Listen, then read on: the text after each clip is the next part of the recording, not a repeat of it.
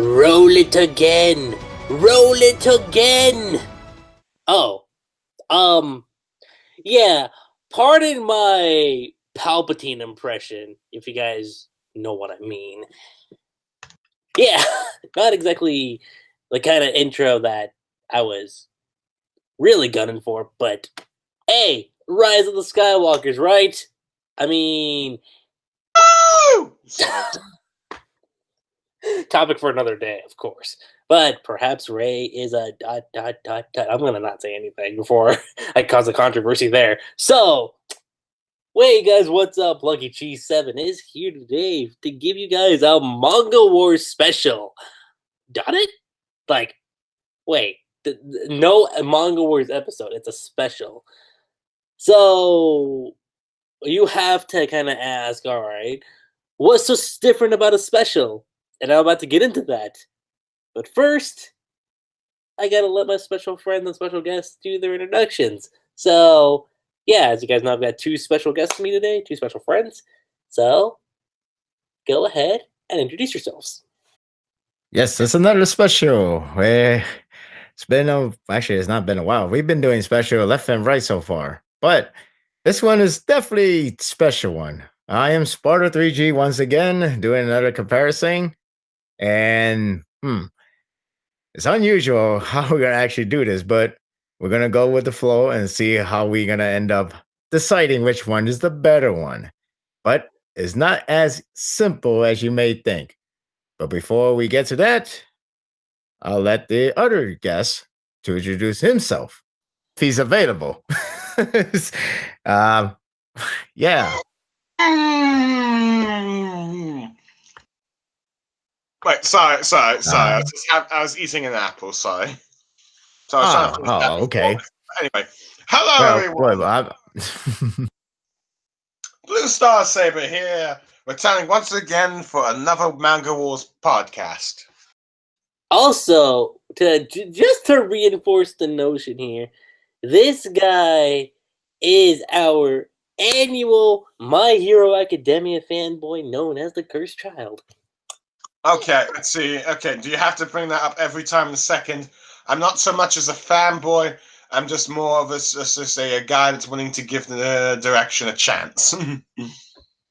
6 pats of quark! 6 pats of quark! Oh, God. Let's see, but hey. No. I mean, like, hey. I'm pretty much for life when he was with The Last Jedi when everyone else was hating it. Hey, I have good reasons. Let's see.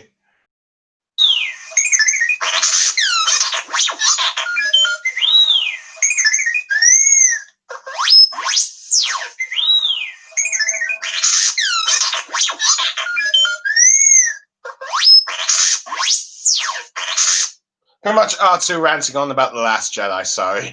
Everything is proceeding as I have foreseen. Let's see. Hey, look, he should be happy that there's a title called Rise of Skywalker. That's like, hey, redemption might be happening. Well, he's still not quite happy. Well, he's still not quite happy about the trailer because he's not in it. Good point. Like, is another droid going to replace me? It's like, all of a sudden, his friend actually has a badass role, apparently. If you go by the poster, because we all remember that poster. The guy is packing now. Yeah, right? Yeah. But anyway, we're not here to talk about Star Wars, unless we're going to do a Star Wars podcast. It became one now. No. You're right. We got to get back into the consistent route, which is ironic to say consistent, because I don't think consistent is the name of the game for this series, in my opinion, but yeah. Yeah, so, as you guys can tell by the title, Naruto versus Naruto Gaiden. Which, yeah, it's like, alright, you're comparing a 700-chapter series to a 10-chapter spinoff. And if you're wondering how this is going to turn out, well, since it's a special, to lay out the ground rules, a Manga Wars special can break a few rules. Usually, the main rule is the series has to be complete, which is still going to stay, by the way. And the most important one is, it has to be between two different authors, two different mangakas. That's what the general rule is for the Manga Wars podcast. Since it's a special, though, the rules can be bent a little bit on that. So eventually expect a Fairy Tail versus Rave Master. Shh, that's a secret. You weren't supposed to reveal that yet. You're trying to hijack his show again. Well, everyone's thinking it. Roll it again. Roll it again. Okay, I'm gonna stop that now. Yeah, I think we should really get off the Star Wars and just hop in back to the Naruto verse. I think that'll be an idea right now. Yes, that is the general idea that we should be going with right now.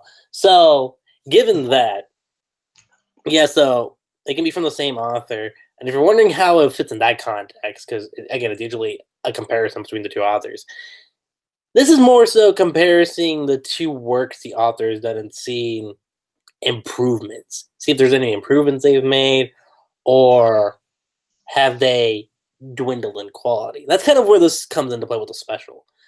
And that's kind of where the Naruto versus Naruto Gaiden, the Seventh Hokage, and the Scarlet Spring manga comes into play. So, what's going to be different about this is that there's no summaries because... We pretty much know the basis of the Naruto story by now. Yeah, well, and that's the other thing. Because it's in the same realm and the same universe, there's not necessarily a lot that has to be done. Especially since we already covered Naruto for like the very first Manga Wars episode. So there's no point in actually going through that phase again for the special. And, I mean, in terms of, like, characters and all that, they'll be talked about briefly, but we won't go into, like, full-blown details like we did with the first episode, since we already covered that the first time. So, instead, it's going to be more so just talking about, like I said, the writing process. Like, how the manga has been since the work that they did to what the next work is, which in case for Kishi, yeah, technically speaking, his next work is Samurai 8. But that hasn't even started yet. So, and we're not likely to do that Manga Wars episode until Samurai 8 ends, which could end in 5 years, 10 years, 15 years, maybe even 20 years. Who knows? How long the series to go on for. Yeah, who knows? Who knows about that? But since his last technical last technical work was the spin-off, it's the only for comparison we can make. But unless you want to do that one shot from Misiki guy. Yeah. Sorry. And then the artwork's the other big thing too that we can talk about. But so that'll mainly be the route this Manga Wars goes. Also strengths and weaknesses, because I think that's another important thing for the special. So to give you guys the format, again, it's going to be the strengths and weaknesses of both series, characters, the story, what have you, and again, more so like on the author, like his writing, his artwork, all of that. That's what the focus of the special will be. The other big thing is for the Manga Wars is that we also go around in a circle. But since it's a special, it's going to be an open discussion. So anyone can chime in when they want. Okay. So you don't have to worry about that. So what are we starting with again, sorry? We are starting with, I guess looking at both series. Like just looking at the two of them. Well, let's see. Well, Naruto has the advantage in quantity, to be honest, because it's 72 volumes, while Scarlet Spring is, 1. Though, granted, depending on who you ask, you could count Scarlet Spring as the unofficial 73 volume. But hey, you could go from that perspective. You really could. I mean, for the most part, it's a tie-in to the movie, which then got its own, manga adaptation, and then its original anime adaptation. But which you kind of wish, they just did a manga adaptation at the same time as the movie. So when you actually got the Boruto manga, we didn't have to wait at least, a year before we got original content. Mm-hmm. Hopefully. But yeah, like, it's actually kind of funny because, like, yeah, well, of course, Naruto has a lot more content to it, which is very much true. But the thing is, after a certain point, like, there are cracks that the original Naruto. Pretty much the war arc lasted pretty much when you count it as a whole and not separate it like the Wikipedia page does. Or See, no, I would argue part 2 as a whole is where those cracks start formulating a lot. let's see, but yeah. But anyways, let's see, but yeah, because like let's see, the war arc was like nearly 200 chapters from what I can tell. From chapter 515 to chapter 700. Mm-hmm. Technically not 700, but more like 698. But let's see, but still nearly. But I'm trying to round it up, like nearly. Let's see, 200 chapters. That's how long the bloody war was. Yeah, right. Let's see, if you're including the let's see, and if you're including the flashbacks, which was quite a lot in this war arc. Mm-hmm. For like even for like a normal Naruto arc, with flashbacks. But yeah, let's see. It takes at least like, in many ways. Let's see. Scarlet Spring is. Let's see. In terms of pacing, it feels like a very short classic Naruto arc. See, like, that's the thing I want to say. And since we're already kind of like diving into this, I guess you could say the first thing we're going to dabble into is like the strengths and weaknesses for both of these. I think I will say this. I think in terms of, if we're looking at consistency for between both of them, I will say, and this might be controversial when I say this, but I think Gaiden had a tighter story to it. Not saying the story was good or anything, but narratively speaking, it didn't feel really off. Well, granted, I do feel like it could have benefited if it had at least another volume's worth of content to flesh out a few things. Maybe even 3, but let's see. I don't know. No, let's see, but usually like the standard volume length of an arc of Naruto is like 3 to 4 volumes. Mm-hmm. But let's see. At least for most of for the first half of part 2 at least, but yeah. But yeah, let's see. But for like, let's see. But I suppose for like a guidance story, like a sort of spin-off story, it's okay. But I do wish that. Let's see. It's a bit. I do wish it was a bit longer for like action-wise, at least, because the fight scenes are a bit quick. I'm not saying they need to be, let's see, boss length of Naruto, but I wouldn't mind if they lasted like another, like 1 or 2, like 2 to 3 chapters. Yeah, like, see, and I think that's the other thing Gaiden does well with it, is the fact that you don't necessarily have like fights that last like one. Like, could you imagine like if it's like, okay, you have Naruto versus like the like Kid Shin, and that fight was like 5 chapters long. It's like, what? Let's see, Naruto versus who now? Shin. Not Shin Hoshia. Yeah, not the main Shin, but the other Shin, like the one that he just runs into when he's saving Sarada and. Oh yeah. Yeah. That wouldn't work. At best, it'd be 2 chapters. That kind of fight. Yeah. Yeah. I mean, not saying that quick fights aren't good. I mean, sometimes they work, but let's see, particularly with like minor characters, but with like main characters, you kind of want them having the spotlight. But like more like, let's see, Sakura when she was fighting Shin, I wouldn't mind that lasting like 3 or 4 chapters, really. But also mainly because I'm also desperate to get some Sakura action scenes, I guess. Let's see, after Sorcery, it all went downhill. Yeah.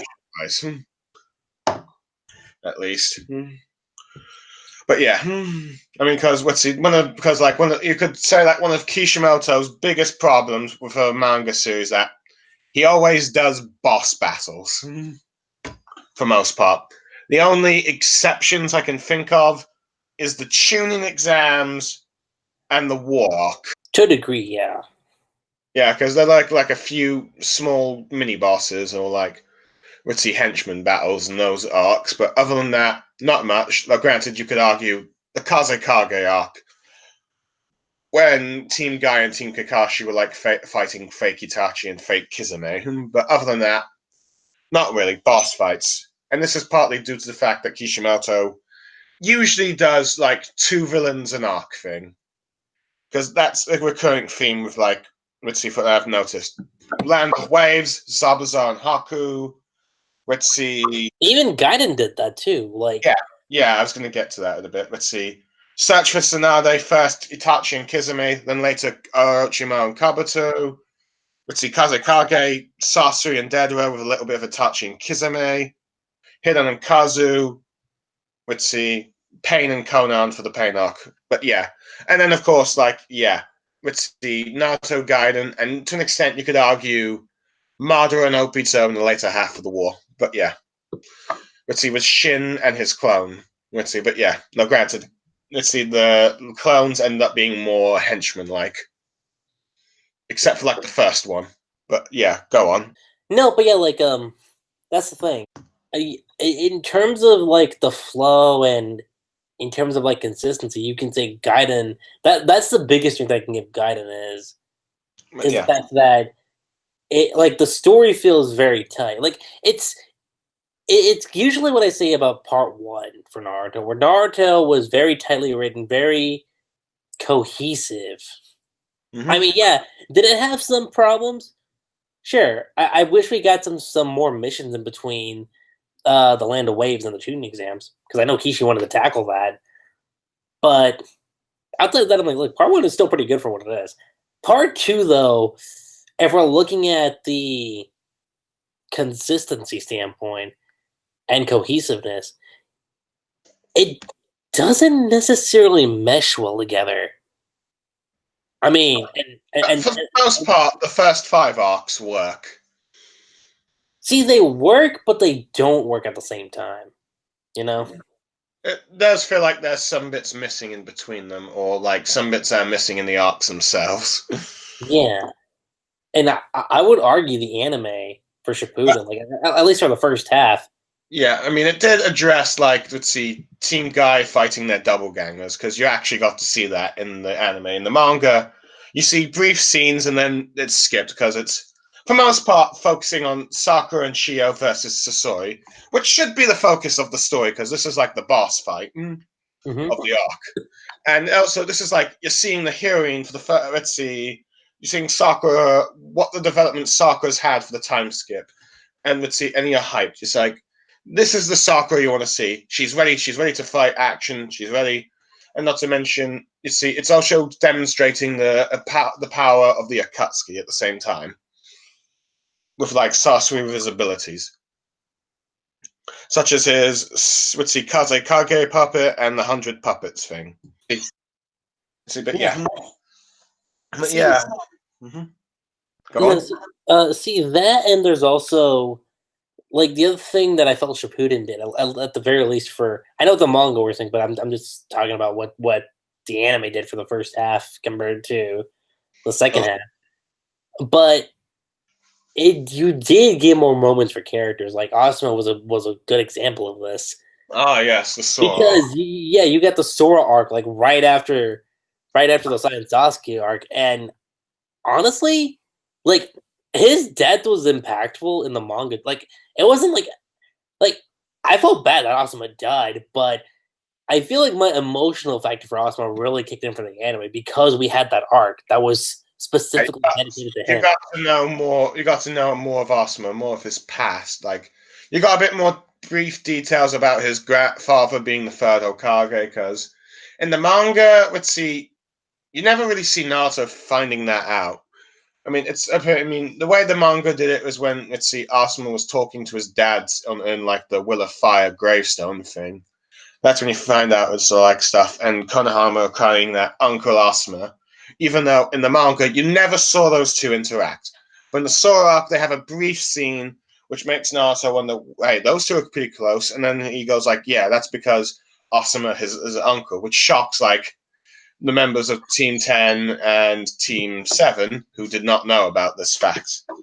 And you see, it also got a bit more details of Naruto's wind style training, all that stuff. You learned a bit more about these 12 Ninja Guardians, which see that were briefly mentioned in the manga, because it's like when you first introduced them, you're like, who the heck are these guys? Why is this guy so important that just got killed by these two members of the Akatsuki? Let's see. And as an added bonus, you actually got to see that members of Team 7 fight a group of bad guys. Because, like, at least for the anime, Sakura gets an extra fight. Yamato gets an extra fight. Naruto gets an extra fight. I believe Sai did also have a little bit of a fight. Unfortunately for him, his arm breaks, so he's, gone for the second half of the arc. But But this is for Sora could join Team Kakashi and continue the second half of the arc. Let's see. I'd say the only downside for this arc is due to the fact that it's filler. You don't see Sora ever coming back. Yeah, but in again, many ways, and in some ways, the anime arc also had an influence about what Kishimoto himself would do later in the manga with like pseudo Jinchuriki, because Sora is a pseudo Jinchuriki because he has some of Kurama's chakra implanted inside of him, which is actually similar to what Kishimoto decided to use the Gold and Silver Brothers during the war arc, but though that was more for a plot device, not, as a cop-out to revive the Ten Tails without extracting Naruto Biju, because at that point he established that you would die if you lose your tailed beast, though Killer Beast somehow survived with losing his tailed beast, but oh well, never mind. But go on, Akishi. Yeah, like that's kind of one of the few weaknesses I feel like the original Naruto manga had, is that you didn't really get to expand on a lot of things. And just like the example that I brought up with Asuma, like, again, his death, while it sucked for Shikamaru, I mean, look, was it as impactful as it should have been? It feels more like a minor Obi-Wan mentor death. Yeah, see, that, and I felt like, because I always felt like when I read the manga that, like, there needed to be something more for that death. I'm not going to say it was a bad death, because that death, I mean, look, it sucked for what it was. But, I felt like there was more weight to Asuma's death, just by watching Shippuden from, at least, for, like, the very first half. But, Sparda, do you want to chime in your thoughts on this? For, like, the strengths and weaknesses? For the first series? Yeah. Well, the first series, I mean, like, it is a funny comparison when we consider a 72 volume versus 1 volume, right? Or how Blue Star was put it, the unconfirmed 73 volume, the 73rd. But judging just the first 72 volume, I mean, like, the strength is like, it has a lot of time. Has a lot of time to build up, has a lot of time to flesh out the characters, a lot of time to go in depth with the techniques, gestures, whatnot. It has a lot of time to do that. Establish characters, establish the evil foes like, Mikoski, Orochimaru, all the other stuff. So it has a lot of room and open space. Whereas not the first one, with the 1 volume Gaiden, you got the character like forgot his name already. The guy who wants to make Akatsuki great again. Oh, Shin. That guy. Yeah. Huh? Who? Shin. There we go. Wow, I forgot the easiest name. Shin. So with him, it feels like it maybe because of the kind of characteristic he was having, the kind of backstory he has, it almost sounds like it is asking either 5 more chapters, 2 more chapters, or a volume worth. Because all you need to know is that this guy. He also feels like a sort of nostalgia bake with like Akatsuki and Mangekyo Sharingan. But go on. It's like the combination of 2. Like, I'm the Uchiha, but not really. I'm Akatsuki, but not really. It's like the combination of the 2. And I'm actually 3. I'm part of Orochimaru. It's like the remix character. He's like a fanfic in a sense. So that's Shin. I mean, hey, it could have worked if you give him more backstory, more background, flesh out his character, give him something more. Because it has some potential in a way. I mean, I did like the conversation he had with Sakura about human evolution, and I do kind of like his abilities of magnetics. But I just wish it wasn't like Mangekyo Sharingan, because it's like we've seen Right. that more than enough. Like whether or Okay, not way more than enough. Could you imagine if instead of the manga kill, it was like the Byakugan? I don't think that would work, to be honest, because Byakugan is more like martial arts based. Well, at least it Yeah, was. even though they're trying to make it incredibly relevant by the end of the series, but Look, I digress. But I mean, you don't need to make it like god level stuff, but just give it the stronger move sets or something. But yeah, I guess. But the strength of this first series. I mean, we can't go over the anime. We gotta go over the manga. See, when you look at volume one, when you look at that Gaiden volume, his defeat was very hastily rushed, and It was. you got 10 chapters. The anime made up for it a lot, but we're not gonna discuss that until later. But yeah, when you look at that, it's like, okay, so he's a guy who want to make Kashi great again. Then he wants to establish the whole father son, father child relationship, and then he dies. Okay, and what about the small guy? It dies too. Oh, okay. Where we go from there? Give them an orphanage. which Okay. that kind of let's see.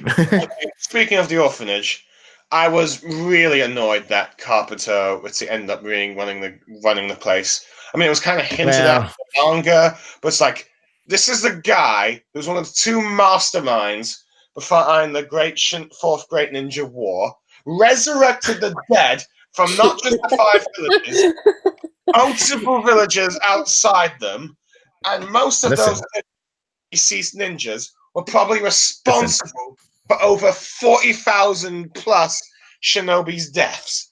And he's allowed to be head of an orphanage for like in the Leaf Village. Listen. You Yeah. had Obito. When you have Obito, everything is fine. That's the end of the At story. least with Anything Obito what died at the end.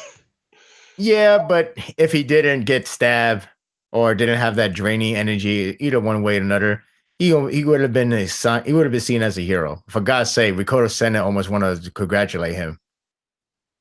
Oh God. You, yeah, you take it That for did that. happen. Okay. This is why That usually did happen. this is why, for most part, redeemed bad guys usually end up dying at the end. Yes. Yeah. I mean, I'm not gonna spoil, but there is a series that's still ongoing. Actually, did something similar, but it actually had a way better context. And I'm not gonna go deeper detail, but the point is, it was not to establish friendship; it was to establish ally. Now, it sounds like, oh, that's the same thing. No, it doesn't. But Ally can always mean ally doesn't always mean like you make friends. It means you make a pact under oath or under same roof or same mission. That's ally. Does that mean you two are friends? No, that means you two are working together. There's a difference. It's the same thing how it'd be like in Hollywood. These two actors, they're working together. Yeah, but behind the scene, they really hate each other like a lot. it's The best example I can think of is like R2 and 3PO. The actors hate each other. Well, yeah. There you go. See, he has to confirm it too. see the other.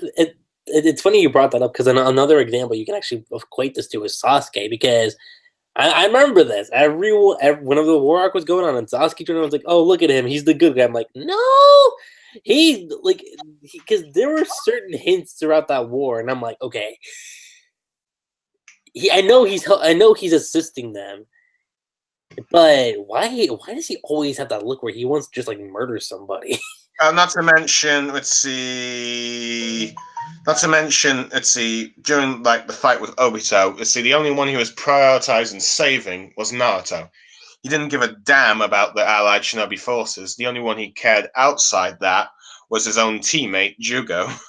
See, no, and that's the thing. Like, because even when Saga and Kakashi were there, like he said, they just happened to be there. It's not like I actually wanted to protect them, and I'm like, okay. So when you actually get to like when Kage is defeated, when everything is settled, he's the one that's like, no, you know what? No, fuck everything now. I'm gonna let me murder them because because it's their fault why everything is the way it is. Let me bring upon revolution. And the second that hit, I was like, okay, like, did it make sense story wise? For Sasuke's character, yeah, I'll say that. It made sense in that regard. But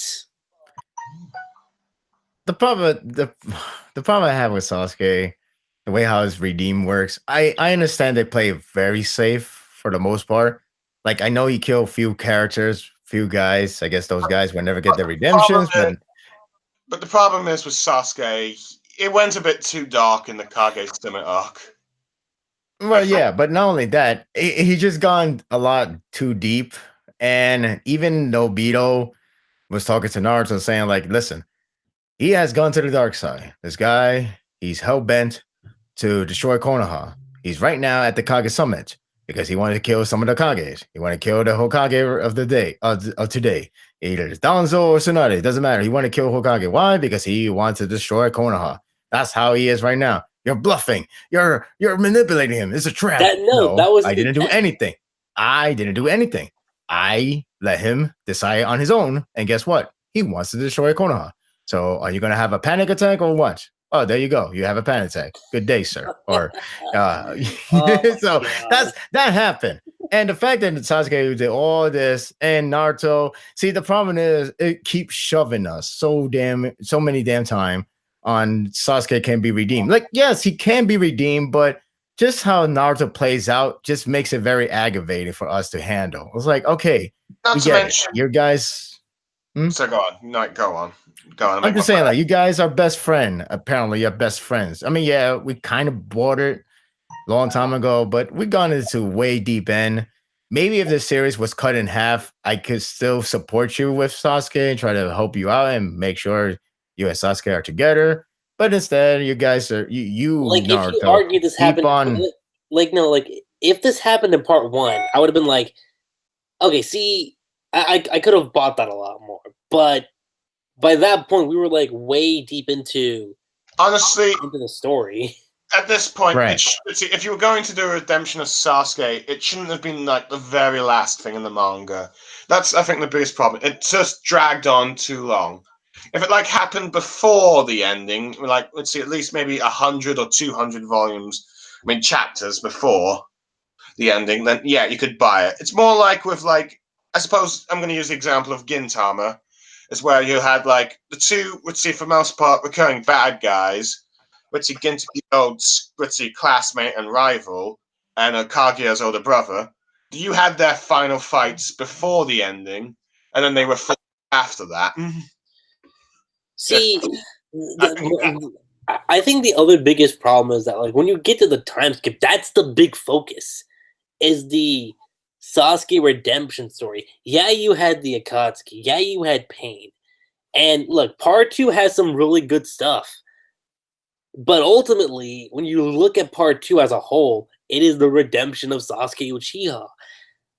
And I'm not saying you can't, and I'm not saying that having that as the focus can't work. Because there's a way you could actually make that narrative actually compelling. But like Sparta said, like Blue Star said, like what I'm saying right now, it just kept happening and happening and happening. Make it even worse. The one arc Sasuke's not involved in, what the hell does Pain say? Pain's like, oh, was it because you're not strong enough to get Sasuke back? I'm like, wait.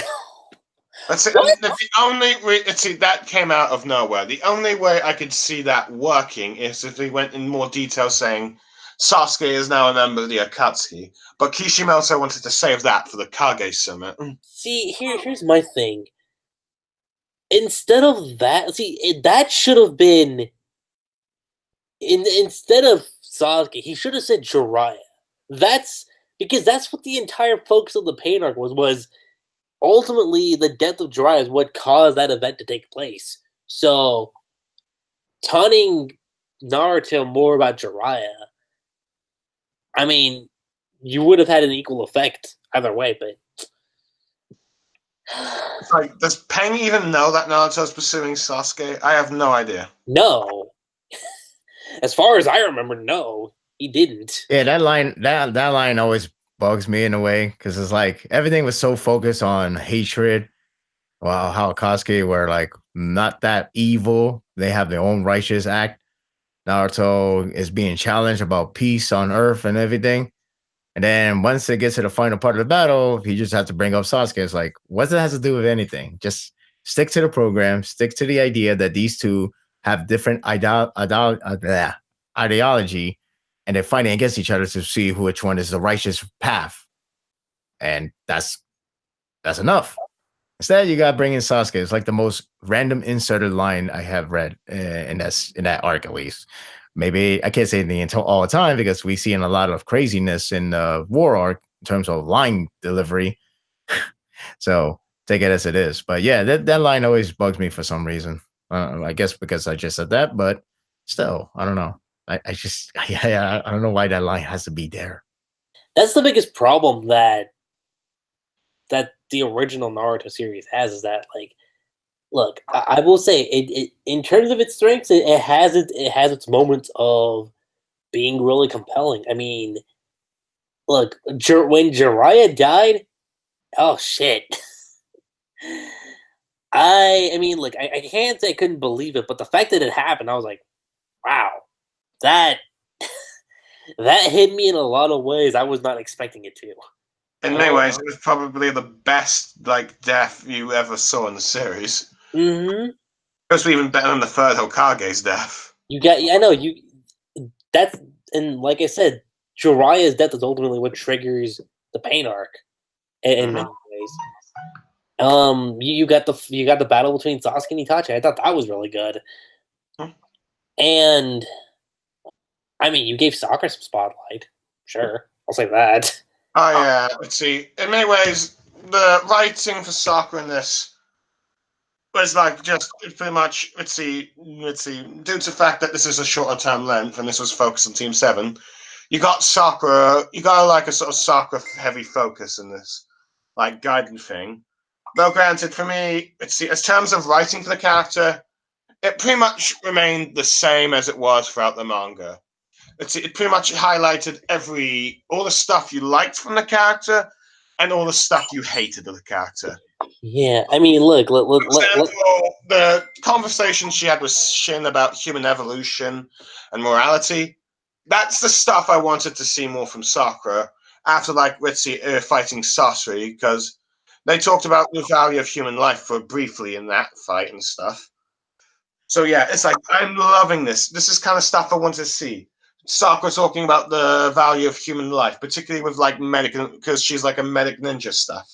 In many ways, I kind of wish that the manga, instead of having Kabuto as final opponent being Sasuke and Itachi, you'd have him have more of a rivalry with Sakura. I think this would work because in context, they're both disciples of Sanin. They're both medical ninjas. Something like that. Because that would work. It's in many ways, Kabuto could have potentially been the perfect rival for Sakura. But of course, Kishimoto didn't do that. You had to say, nope, you're Chihas. But the other thing is that, at least regarding Sakura, is that end of part 1 promised so much. Yes. Because she promised Naruto at his lowest that next time it'll be you and me that brings Sasuke back. And you know what? The first half of Shippuden, at least the second arc, when they fail to get Sasuke back, what does she do? She tells him that, look, we still got to get stronger. And that, I know Sakura was about to do something big, and even though it got intercepted by Yamato, I let that slide because they both need to get stronger than they initially thought. At least you're having Sakura attempting to attack Sasuke for a change. And then what happened? 177 chapters later, she's like, I just gotta believe in them. So you mean to tell me, end of part 1, none of that shit matters? And the only action scene you saw in the manga with Sakura was when she punched that giant centipede. I'm still just sitting here just going like But yes, but let's see. But anyway, let's see. Other stuff I was talking about the Sakura's character. The other thing I liked was the action bits, or at least the brief ones you get in the manga. The anime is much better. But yes, she was actually fighting Shinichi as like, yes, finally, she's taking part in a fight. Granted, there's only like a few brief panels in the volume, but the anime, it's at least briefly better, but let's see. But other than that. And to an extent, let's see, when Sakura's being a mother to Sadara, that was actually, for most part, kind of nice. Let's see, though, granted. But the problem is, but like I said, all the stuff that you like with Sakura in the manga is in this volume, but all the stuff you hate about her is also there. Particularly her Sasuke obsession, kind of thing. Particularly at the end where she tries to get a kiss, but instead doesn't, and then gets all depressed. It's like, are you kidding me? It's like, it's like, oh, so Kishi, grow a pair and have your couples kiss. You made these couples have them bloody kiss. Show some. You're shy. What's this? You're shy about romance? Then why write romance in the first place? And also, one thing that did not really give. Sorry for life. No. You could go on. Go on, actually. One other thing that I think gave everyone a bad impression of Sakura during the first chapter in the volume is when she did that massive punch near Sadara. It's like, are you kidding? And then also, she faints, and then Miss Suzone says that this is a regular occurrence. I'm thinking, like, when? When has she ever fainted in the manga? That's always been more of Hinata's skit. You think? Too close. No, the only time she fainted, if you really want to be that technical, the only time she fainted was when she saw a dying Sasuke in a very, very bad state. But that because Kakashi did the genjutsu on her, if I remember correct. And that was it. But that's reasonable. Yeah, it was a gag and it was reasonable. But like, who would not be like traumatized? Like, oh my god, he is dying in the most gruesome way. Like, I'm watching something from Live Leak. This is very disturbing. I feel like I'm passing out. Oh, there I am. But again, people will faint when they see something insane like that. So I just need to double check. Let's see, because I remember in the anime, Sakura once gets out of the genjutsu, starts walking about, and then she sees Sasuke is just a head, talking head. So she kind of twice. So twice. I guess she fainted twice. Does that happen in the manga or not? Because I know the first one. It does. It does. I remember. Okay. Yeah. Okay, like the only thing the anime extended in that feud, the thing they extended was two things if I can remember at the top of my head. One is that where you see Kakashi starting to do genjutsu and Sakura is like all sleepy for some reason, but that's the inserter scene. They didn't have it in the manga. Manga, it just goes straight to Sakura just trying to search for Sasuke, and then you find the Sasuke, well, not the actual one, but the dying state version. And then the other extended scene, which I thought the manga was better, even though the anime is trying to justify in a very meaningful way. But I felt like the manga idea was to make it a hilarious twist. Because in the manga, when Naruto was being fed by Sasuke and Sakura, which actually didn't go through in the anime, in the manga version, but the anime, they extended that and make Sakura like kind of complaining about like, I gotta feed you. God damn it. Instead of like just leave it as a hint, like, maybe there's a hope for Naruto to get some friendship out of her at least. And Sasuke kind of got the idea already, but still, there's some hope. But in the manga, it was like in the anime, they extended that scene. They made Kakashi's like, oh, you fool! All right, you have failed. I'm gonna do my. Basically, he hinted Raikiri. And he's like, any last word? And then everybody stand up for themselves. We're just standing up because we're a team and stuff like that. All right. Is that how it is? Well, then you pass. But the manga version was actually more fun, was funnier because it was like because all you just see Kakashi blow up, not him blow up, but there's an explosion. And Kakashi's like, "You guys!" And then the very next page, you pass. That's it. You guys passed. Huh? Yeah, you passed. Like that was more historical. The other one is trying to make it more meaningful, but I like the manga version better in that case. But yeah, that's just a little random fun fact there. But yes, like let's see. First chapter, you have Sakura getting mad because she can't answer Sada's questions, punches Itzy near her in what seems like a threatening manner. And granted, it's supposed to be humor, especially when she passes out after she's destroyed their house because of some mortgage. And then you're told that she faints a lot, which is like BS. But yeah, it's total. Let's see, what a load of. But yeah, let's see. So, like I said, Sakura as a character in this manga, there's everything that you like about her, but there's also everything you hate about her. But that comes with the baggage of the ending. See, and that's the thing, and I've always said this about Sakura. Like, in terms of fighting capability, she's got it. I never complain about her when it comes to her fights. Sakura as a character, though, especially when you consider where it all ended up, very problematic. Yeah. Very problematic. Anyways, let's see. Her fight with Sasori is still my favorite fight with any female character in Shonen. Let's see, granted, I'm not sure if there are probably better ones out there, maybe, but I just haven't quite seen it yet. Let's see, unless you guys can point me to a few, but hey. But yeah, like... And actually, you know what? That's another weakness I think I can bring up with the original series is, and it's funny because Gaiden actually managed to do it right for this one. The female characters, like actually for me, it's a bit of half and half. But let's see. But you make your point first. I mean, and then because I remember we had this discussion off air like before.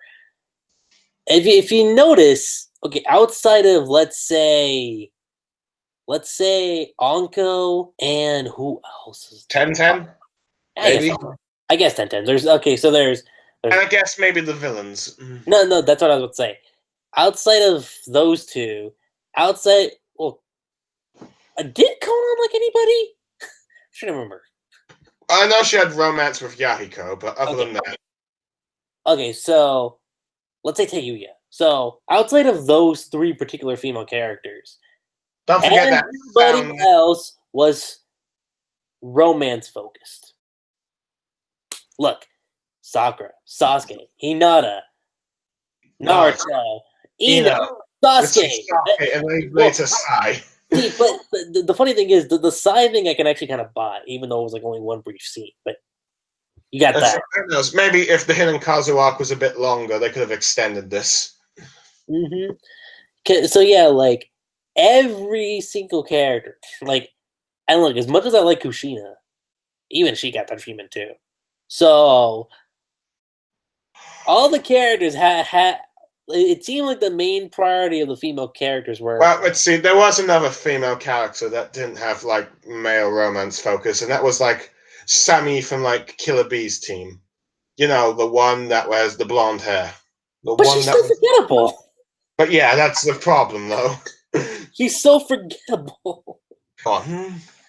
Wait, who's forgettable? I missed that. I'm sorry. Who's forgettable? No. Remember how in Killer Bee had a squad of students that went to the Leaf Village, and besides Omi and Ko, there was Sumi, who was okay. It was Samui. That's her name. Yeah. Like honestly, I forgot about that. I kind of. I think.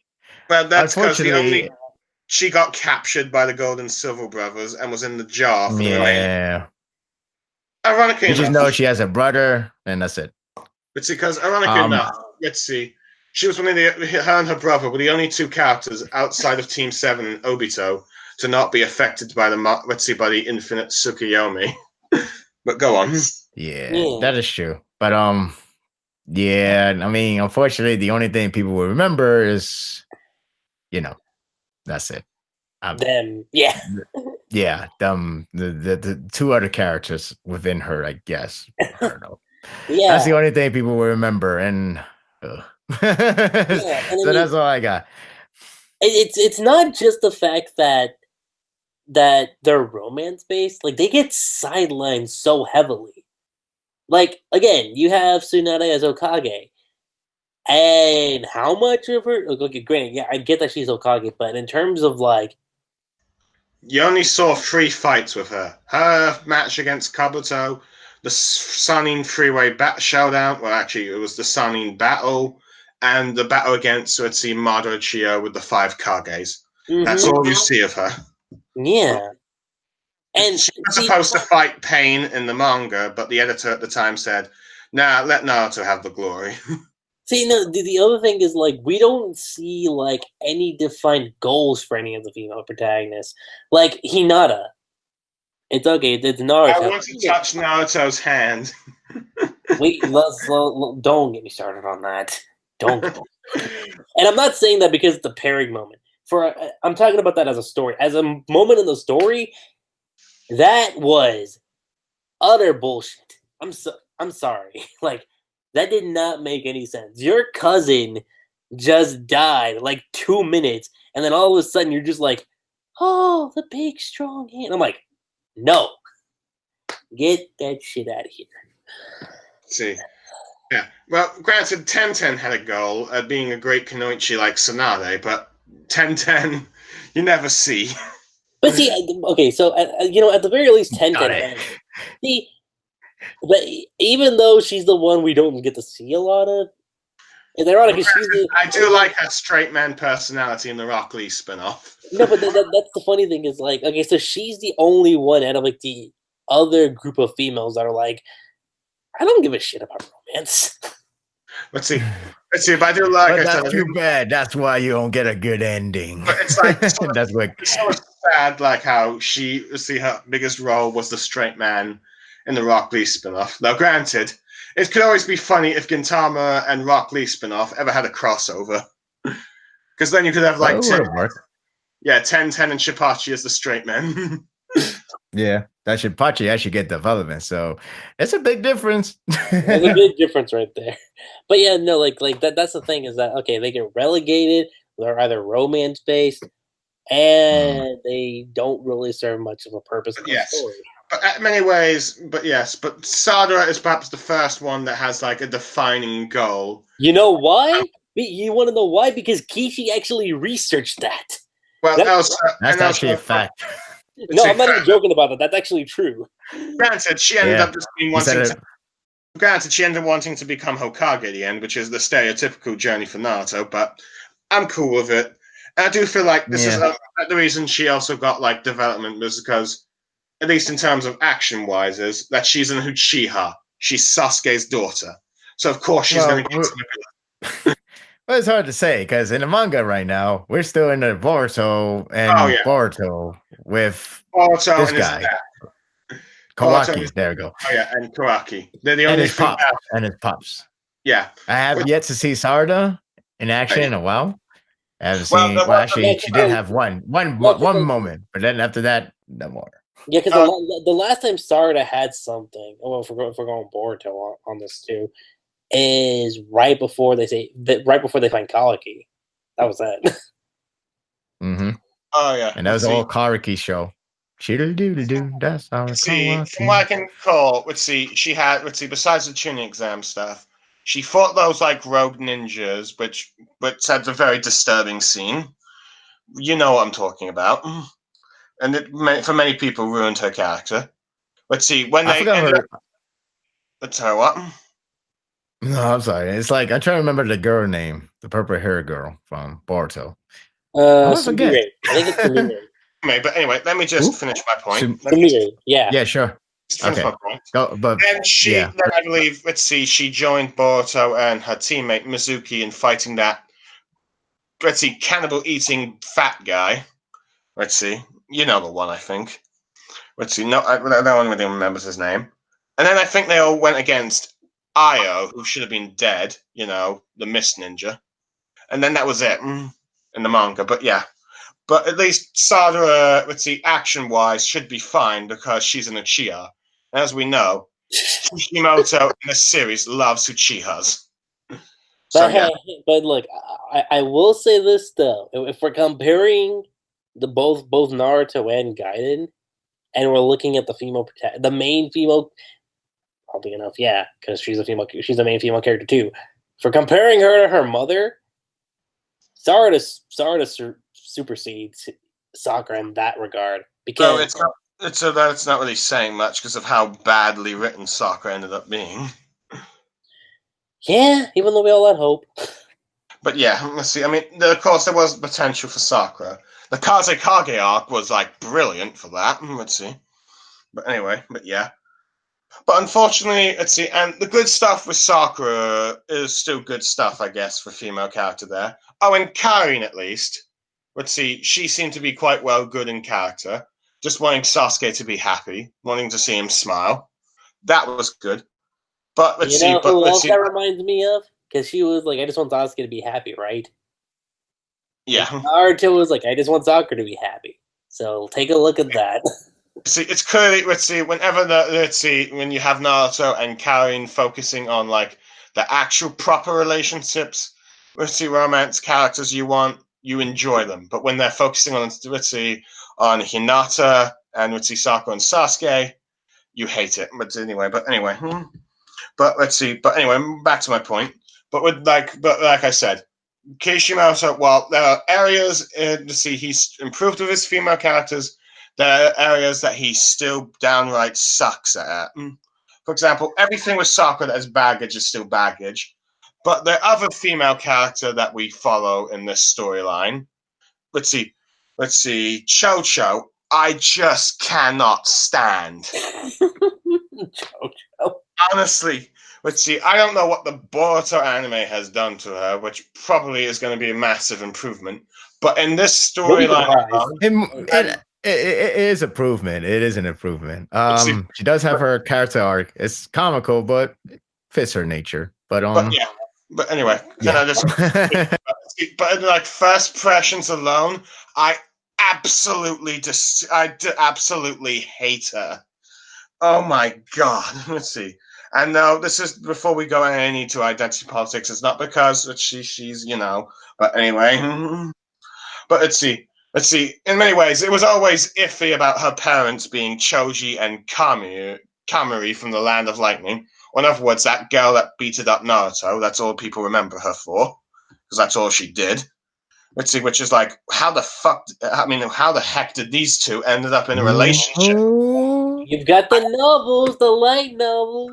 It's like, okay, light novels aside, but let's see, but like, you'd need the manga. I hate that excuse. Oh my god. Well, I could look. Wait, actually, did that light novel even come to USA? I know Shikamaru, Kakashi, and Sakura did. Did the other one came?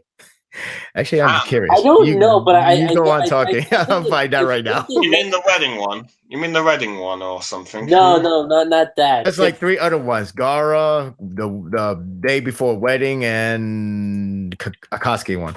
No, Let's see. I think the Gara one came. I'm not sure about the Akatsuki one or the wedding one. The only ones Okay, know of. The only ones that I know Mhm. of are the Kakashi novel, the Shikamaru novel, the Sakura novel, and the Itachi and Sasuke novel. So those are the only ones I'm. Those are the Yeah, ones they never released the other 3. Huh. But yeah, it's like, let's see. I don't really sit there, but like I said, but like, let's see. You don't want to have like, let's see, spin-off media being explanations for like serious plot points in like a main storyline medium. It's like saying like having like a movie have like, let's see, like this serious like character that's just like blah blah blah, and then he has this development, but you only see it in a TV show. You don't want to do that. You want the full experience when you watch a movie. You don't need all this tie-in stuff to make sense of it. Which, like, that's a good point. Yeah, but anyway, let's see. But make my point. Let's see. But yeah, back to like, where was I? Oh yeah, ranting about Cho-Cho. But like, Choji and Hikaru makes no sense. But let's see. It makes no sense. So annoying with like the whole subplot with her. Like, she goes to Sarada and says like, my parents, I don't think Choji and Kami are my parents, even though it's plainly obvious that they are clearly your parents. Let's see, and then let's see, she tags along with like, let's see, Sada as comic relief, which I guess is fine for the most part, but the comedy, let's see, the bits that they have with her, I just do not like. It's like, Naruto, are you my puppy? Let's see, Sasuke, is he my father? Like, he's handsome. Let's see, is Masuki crushing on me? It's like Shin Uchiha crushing on me. Oh my god, she is just annoying. In some ways, I think I hate her more than Hinata. That's saying a lot for Blue Star.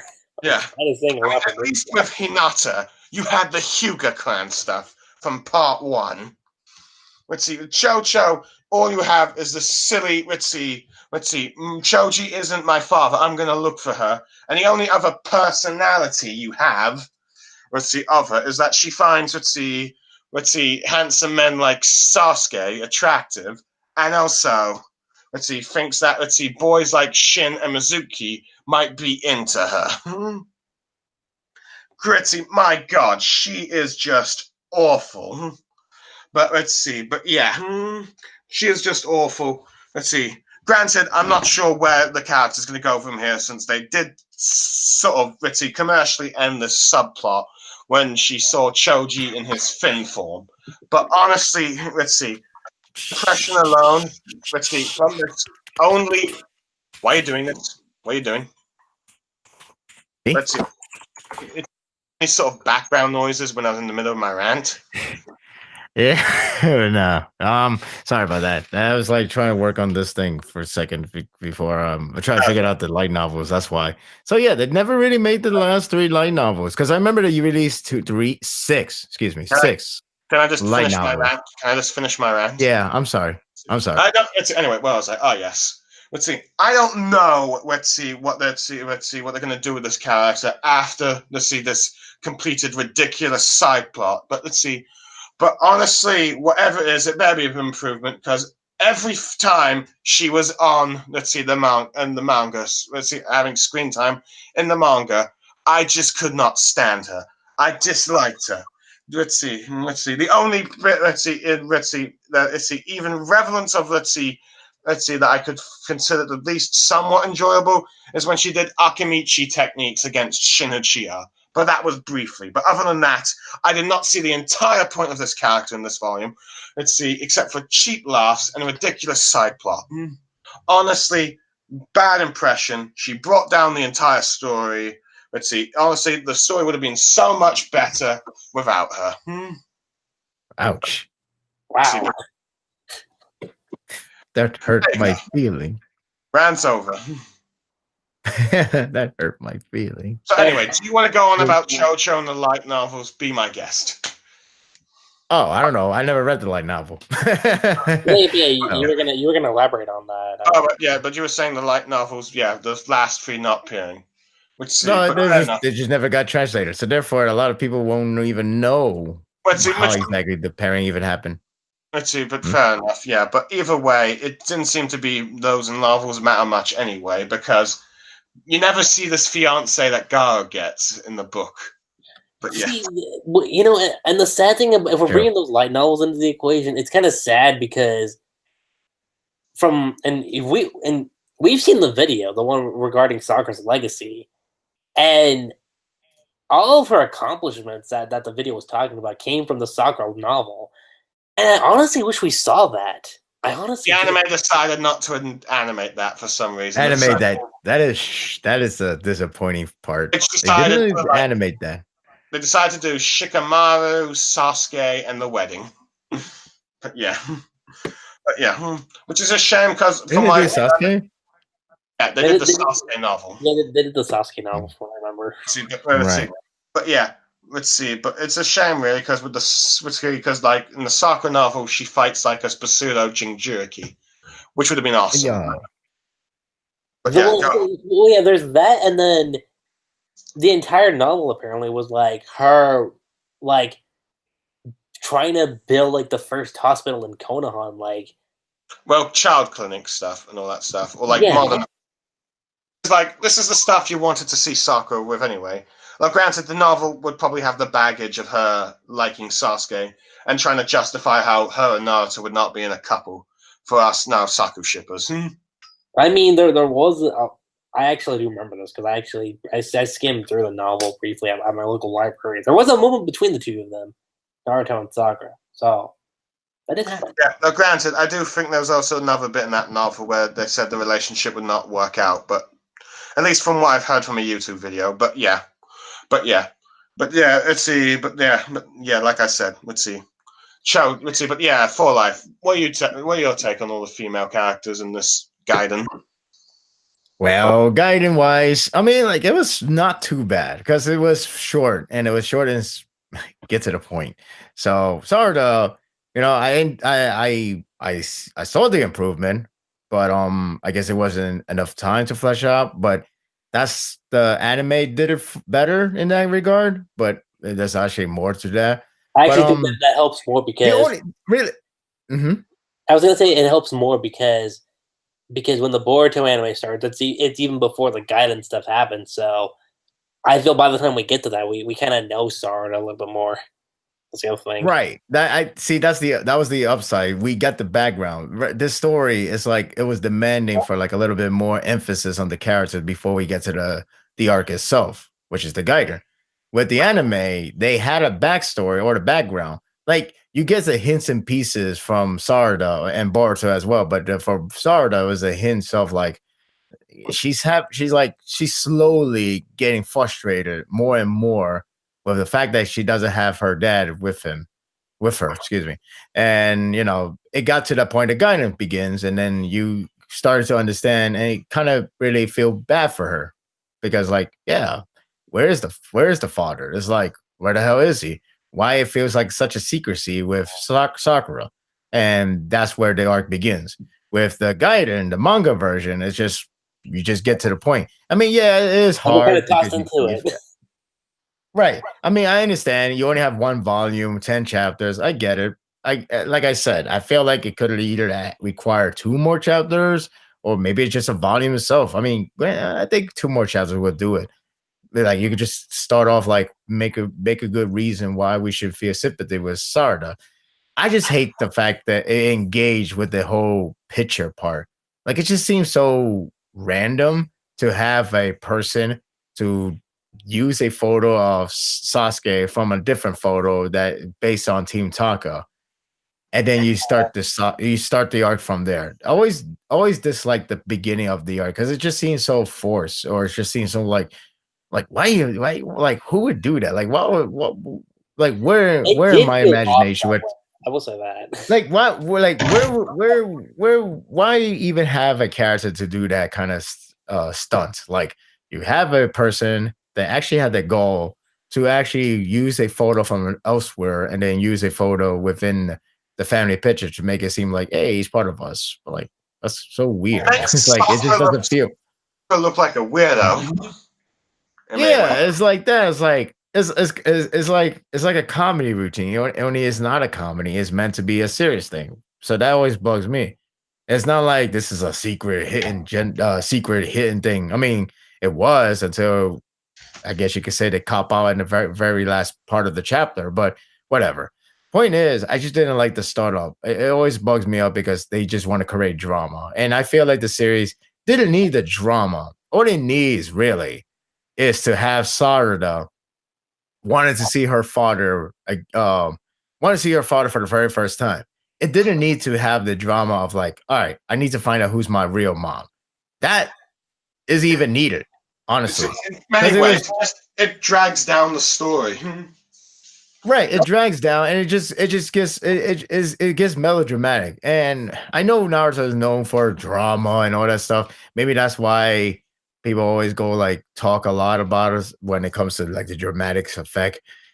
It really didn't need that. I mean, part one has some, but it was never too over dramatic. It was more like straight to the point, very simple, very easy to understand, and very comprehensible.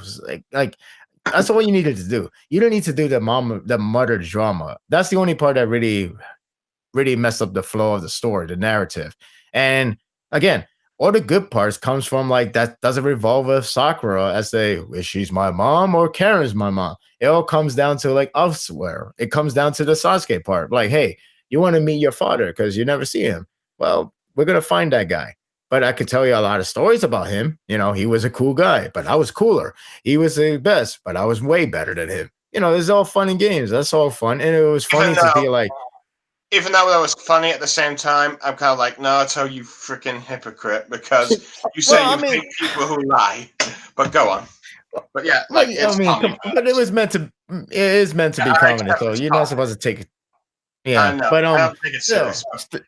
Still, I know, but still, it has that heartwarming feeling with Sarada and Naruto, which is a good different chemistry. I like those stuff. That was like the best part of the chapter.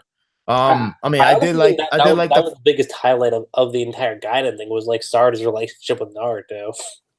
Right, and you know, it does develop her to get the idea I should go become a Hokage. It's not like I'm going to become a Hokage because why and not? In many ways, it's more like she was. Volume, everyone says, "Why can't we have Sarada as the protagonist?"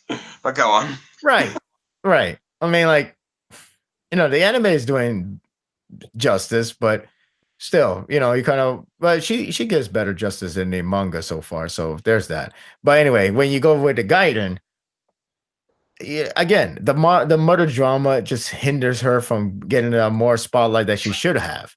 But instead, it's the whole mother drama, the old generation doing the work, cho-cho, random jokes, insert. Those things are just hindering her from being a spotlight. I mean, like, yeah, she got that one punch in to that weird looking monster thingy. I don't even know the name, but she did the punch, and that was the end of the story. That was the end of that. It's just called Shin's Creature, but hey, anyway, but yeah, right. And it just ended right there, and it's like, okay, that's it. That kind of blows. I mean, like, yeah, she did the smash. I felt like the anime did it better in terms of developing or make it impactful that she developed that punch. The anime did much better in that regard. The anime does have the anime does have the benefit of music, but go on. It's not just the music, but it's just because you gotta remember she did that because okay. Yeah, in the manga, make your point. Sorry, make your point. Sorry, okay. Go on. He's like, I don't like Sarada, so make your damn point.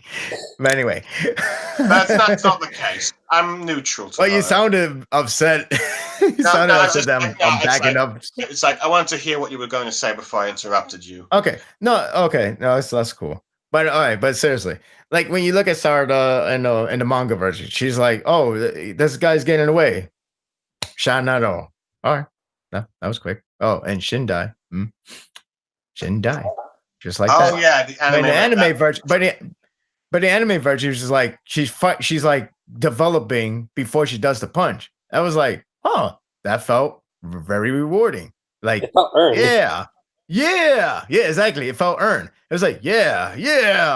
And the other version is just me just going okay, Saitama style. Like okay.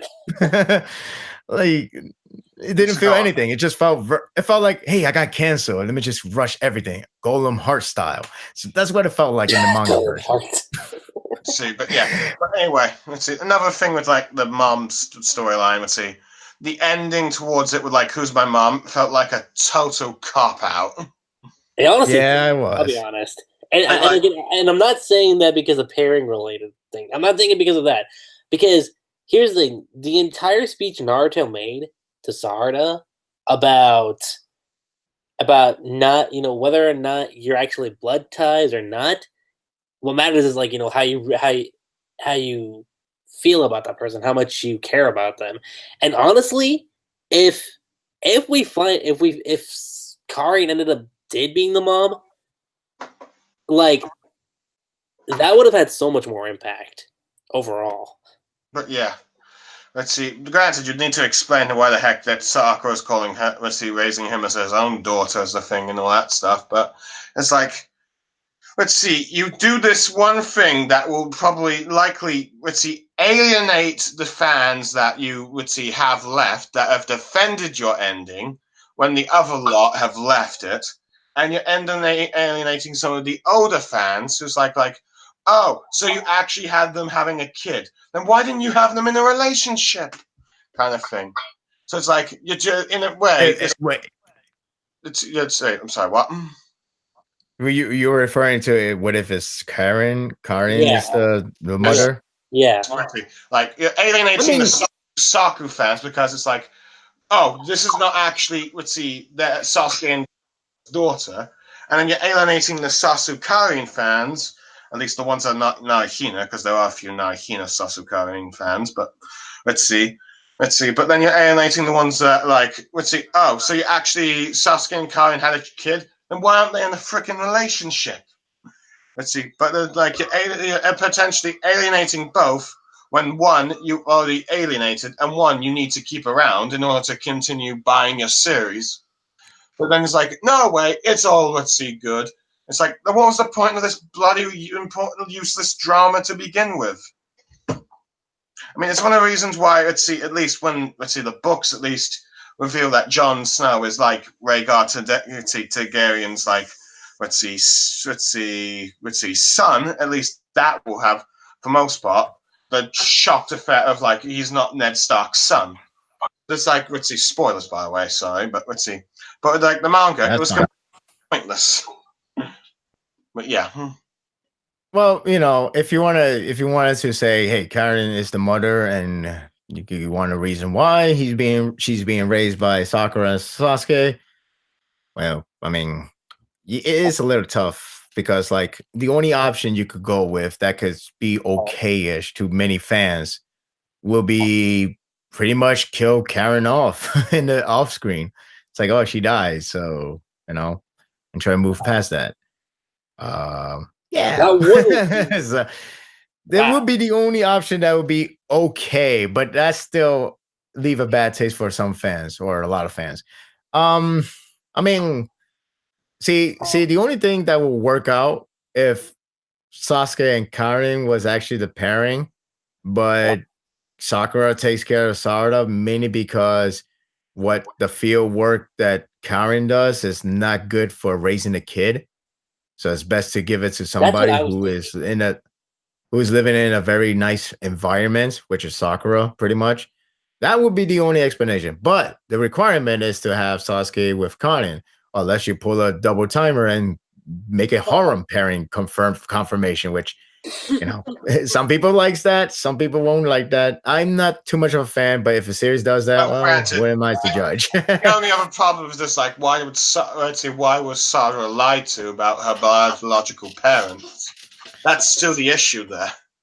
Well, yeah. Well, again, if Karin were to be dead, that would be the answer. Like, she died. Even that is still iffy. I mean, the only reason, when you're having someone else raise their parents and pretend to be their parents, is if, like, they're a villain, or in the case, they end up being the child of some heinous criminal, and you don't want the child to find out about it, to disturb her for that fact, and for, like, the rest of the world to hate her. In many ways, it's like the Fire Fist Ace thing, like his father being Gold Roger. Trying to keep that a secret from the world because the world will try to kill him for it. Well, that part is understandable. But again, I think it goes based on, like, environmental. Again, if Karin was to be dead and the environment is no good to raise, especially Orochimaru is under house arrest in a sense. So that's just good enough, really. I mean, you could still hide her, but it is a bad deed because they were technically evil. Criminal law wise, whatever. So it kind of works things out. But again, the requirements are she has to be dead, Karin, and Sasuke and Karin is the confirmation pairing rather than Sakura, because that would be weird how, Sasuke is with Sakura, only he has a child with Karin. How did that happen? That would be like a very bad anime. And I've seen too many of that, so I don't want that to happen, actually. even if you don't like Naruto, I still seen worse, which is... Oh, yeah. But granted, for me, Naruto is the most disappointing, because I haven't read as many manga as you lot. I understand. See, and for most part, you guys have made me avoid mangas with bad endings for the Manga War podcast. But yeah... Unless Lucky Chi plans on doing, like, reading mangas that have, like, bad endings. Who knows? It's a good idea, actually, but... Like, read mangas with some of the worst endings of all time. Um, But anyway, yeah. What else do we need to talk about? I'm trying to think of like if there are any like strengths and weaknesses we can name. But I suppose another problem that this manga has is like I kind of addressed it a bit earlier. Is like redemption villains, Orochimo and Kabuto. I'm sorry, but those guys should not be alive. And let's see. Okay. Here's one, and I'm actually kind of curious about your guys' thoughts on this. Okay, so in terms of the ending for both of these, in terms of a strength and a weakness, the Naruto ending for the original series or the Gaiden ending? Well, the Gaiden ending was more of a proper ending. Let's see, the ending for Naruto was more of a prologue for like, prologue for like Boruto. Boruto. Yeah. Okay. Well, actually, it's a tricky one because, like, here's the thing. If you follow the 72 the volume, excuse me, if you follow the first 72, the ending does feels like a prologue, and it feels like an advertisement for the coming soon, Boruto, the second generation, Naruto next generation, whatever you want to call it. That was the idea. If you follow Gaiden, it does feel better because at least it addressed some of the things that we missed out, such as Orochimaru, what the hell he was doing. Oh, he's under house arrest, but he's still alive. He's technically a good guy. Don't know how, but roll with it. That's what's basically Karin is cool, well, more or less cool that Sasuke is with Sakura, even though in the recent anime, it's kind of funny because in the recent anime episode, which is 101, she's still, I mean, like, it's fine to have feelings, but it is kind of funny. Because I'm not sure you saw the latest episode, but like Karin messed with or something, right? She met with It's funny because I actually like the chemistry with Sarada and Karin in the anime. It's like, you kind of wish that was the real mother-daughter relationship, but I think that's the idea in a sense. Like, hey, it's like a godmother, which I'm fine with that. But I like their chemistry in a sense because they are cool with each other, and it was amusing to see in the latest episode. So kind of bummed out in a sense, like it could have been a real mother and daughter. I mean, like the relationship with mom and daughter and the anime wise, it's fine. It's just pretty it's not too much fleshed out. It's not as fleshed out as Naruto family. Well, more like Naruto as a father to his daughter and his son. The daughter one is Naruto is completely adorable, but and Hinata, I take it is completely yeah, but yeah, like the whole chemistry with Karin and Sarada was actually pretty amusing to watch. I'll be honest with you. But anyway, if you follow the Gaiden as the ending, it does make a better ending, but at the same time, you do need Boruto the movie to be your definitive ending because it did leave off with Boruto being upset that Sarada wanted to be Hokage because he hates Hokage since Naruto is Hokage. And when you become a Hokage, you become an irresponsible father. So you kind of need a tie-in, or like, why Boruto is upset that Sarada want to be Hokage? I guess I gotta watch the movie. And then you watch the movie, then you get the perfect ending. See, that was the other big surprise too about Gaiden, because I remember when Gaiden was coming out, like it was initially going to be about Boruto, only instead it focused on Sarada. Sarada, yeah. So then the movie comes out, and you get your actual ending. Only for that movie to change up again, and then you gotta watch Boruto to probably get the 100% final ending. Maybe. Unless we get another sequel, then oh god, we're screwed. We have a sequel on Boruto and Sarada's son. And one of the biggest problems, Zoroto. Let's see. One of the biggest problems with the Naruto ending is that you also don't see him as Hokage. You see it in like some sort of one-shot Boruto tie-in, which kind of alienates everyone because you have Naruto miss his own Hokage ceremony.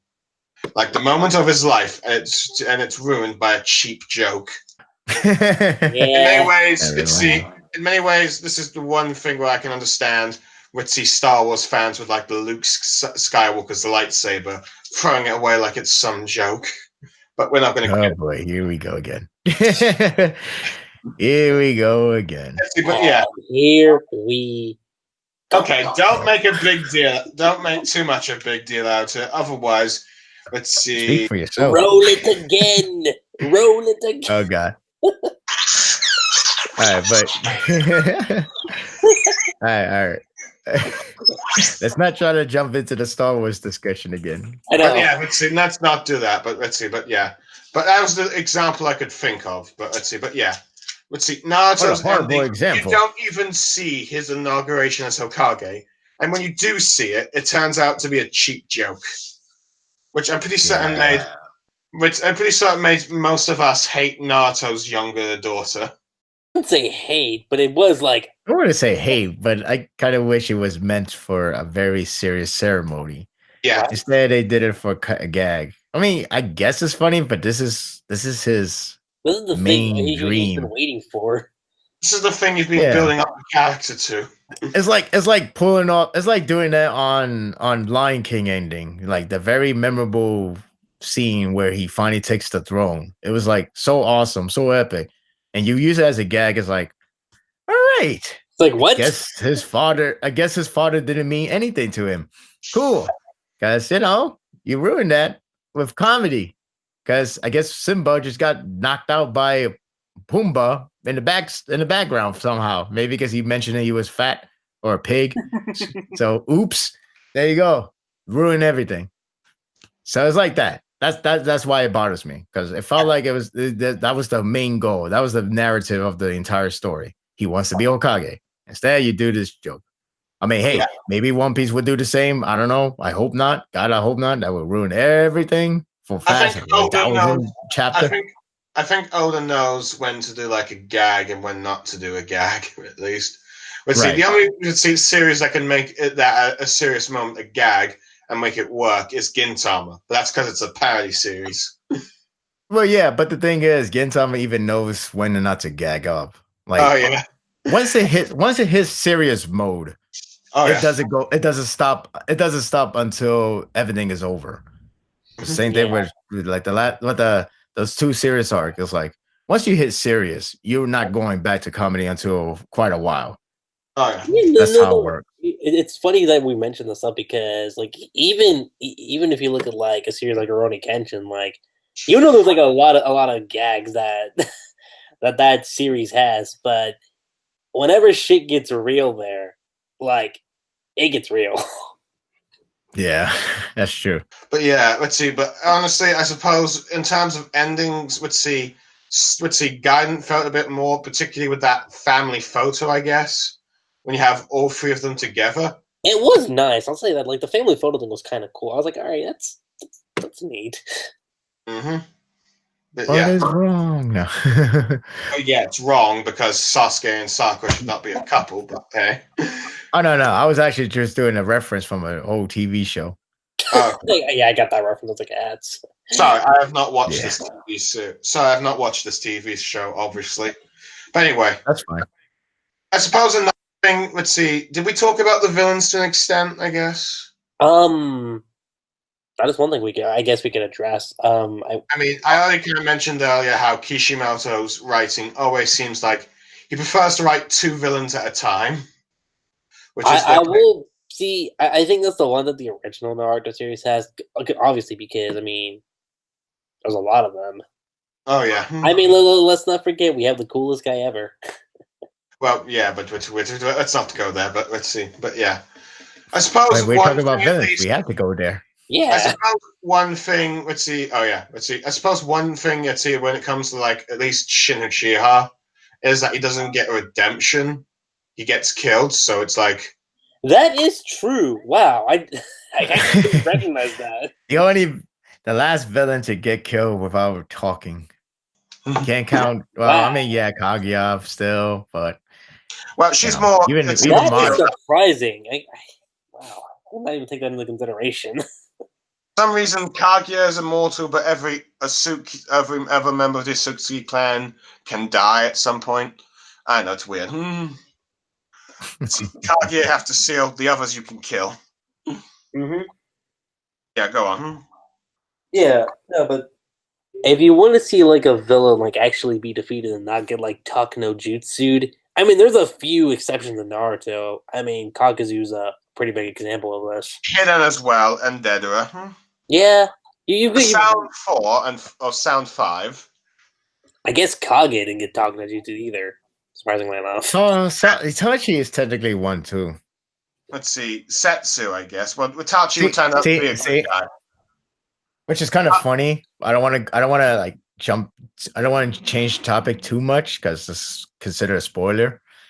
Which is kind of funny because like I mentioned this where, well, in Naruto defense, in compared to the other series, in Naruto the defense, I was still entertained with Naruto and his side of characters.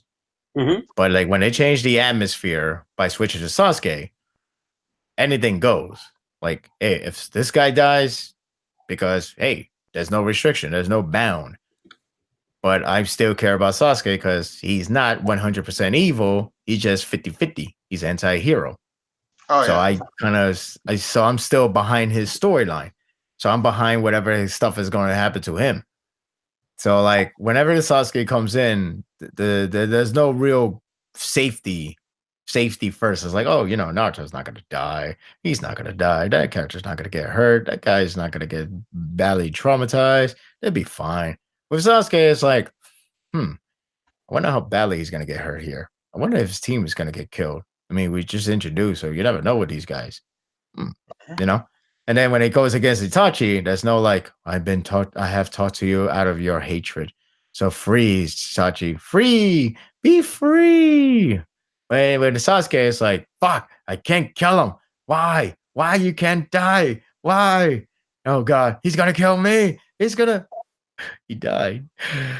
It happened. And then like it's more dark. I guess that's what I'm trying to say. But like, yeah, when Sasuke comes in, well, you ain't getting no talk, no Jutsu. When Naruto comes in, might be a happy end. So the only time when we think that it's possible Naruto would kill someone is when he's fighting pain.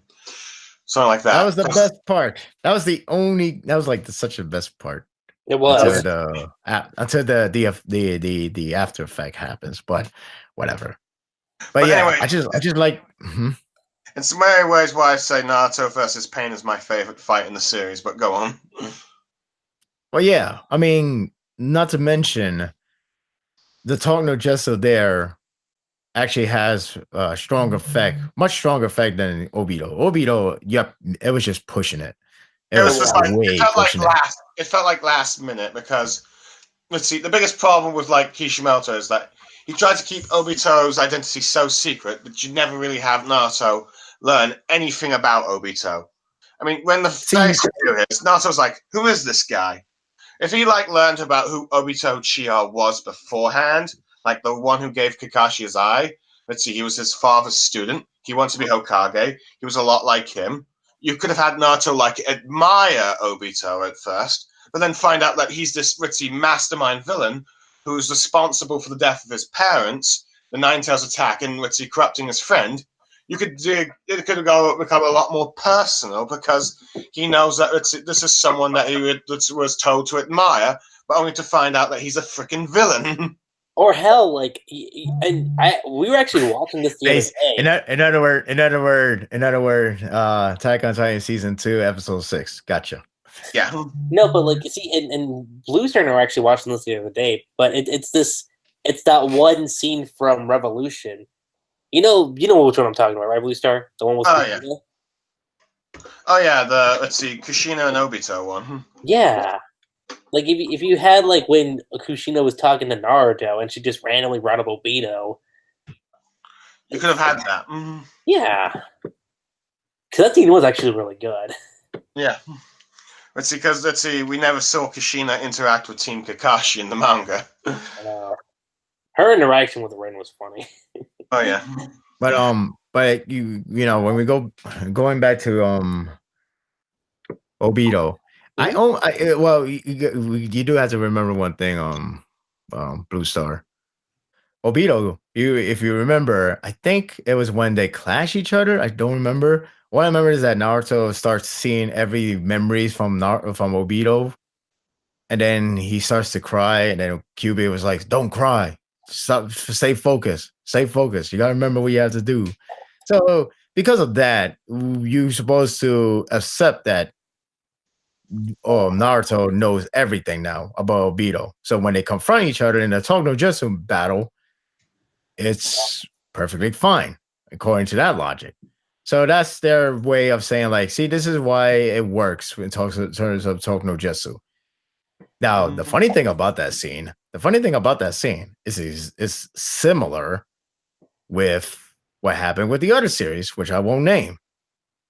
And it was way more effective because what the character was addressing or saying. Because here's the thing, it goes down to context. With Naruto against Pain, when he meets Nagato, you feel every hatred that's coming from Naruto, especially where Pain was really pushing this to the limit. He was like, okay, you find me. This is your opportunity to finally kill me. This is your chance to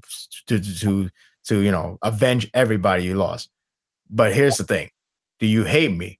And then Naruto's like, oh, I freaking hate you. I hate you with every ounce of my being. Like, he even have Kyubey trying to resist him. That's how pissed he is. Because it's like, that's the whole narrative. They started to hate each other. They hate each other to the gut. Then, the whole Talk No Jutsu. But that one is more justified, especially if you read the volume version. Because if you read the magazine version, it is iffy. Especially, here's a book. A book. I remember this book. I like this book. You're fine. You're a fine guy, Naruto. I'm going to help everybody now. But in the volume version, it's like, I think it's like 4 extra pages. And then Nagato actually questioned him. It was like, all right, you're telling me I should rely on a book. It's just a book. And then Naruto actually go elaborate detail on why he said this book is the answer. And it actually makes sense. And then it makes it better where you have that extra flashback scene where Nagato actually smiled for the first time. So it felt more effective. I just wish that whole reward didn't happen, but to each their own. Now, when you go back to Obito, the problem I have with Obito is the context of his choice of words of Naruto. Naruto was like talking to him like he wants to change him. He wants to convert back to his old righteous version of Obito, where he is want to be Hokage. And yeah, he's trying to address it like, look, you did a lot of bad things. And would Rin will like that? I don't think so. But you can fix that. And I'm going to show you I remember the next chapter, Obito looked like he was not going to submit to Talk No Jutsu, which felt hopeful. And then Naruto was like being sunshine and rainbow. He's like, all right, fine. I'll show you your own flashback. So take it. And then that's where all the downhill. And a lot of people were pissed off. I remember this very vividly. People were not happy that Obito converted from there. And then, felt like, oh, is the war arc ended? No, we still have Madara. We still have Madara. Yeah. Like, praise. Hold on. Naruto context was trying to tell Obito to get out of his evil side and try to go back to the way things were. So a good path, a nice path, a path that he could admire, the Hokage path. Now, my problem with that is that you should not be thinking that. What you should be thinking is everything that he has done and make an atone for it. While still Talk No Jutsu some way, somehow. But because the other series did that. Because this was the guy that killed your parents, essentially. Right. He killed your parents. He killed Neji. He killed people back then. He killed a lot of other people. He killed a lot of people in the war. And this is what you want to talk about. But in the other series, the guy started the war. The guy killed one of the leader or the leader. And then the context, instead of talking to him like, I see that you lost your people, but you could fix that. Because these people don't want you to be this evil. People don't want you to be like that. They want you to be a good guy. I know it sucks that your people has died, but you got to move on and try to fix that without submitting to darkness. It didn't go that context. Instead, it's like, listen, I see everything you have done. I know you wanted to save your people, but all your action is evil. Everything is for the wrong reason. And the fact you kill this guy who is beloved by many people, you want to talk about never forgiving people? How about this? I don't forgive you ever because that's what you did. You done that to everybody. I won't forgive you for that.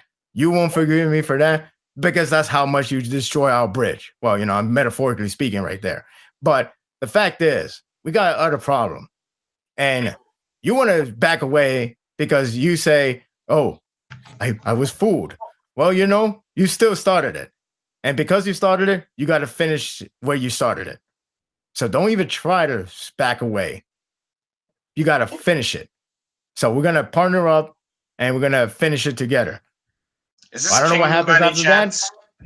No, I'm not going to say what series.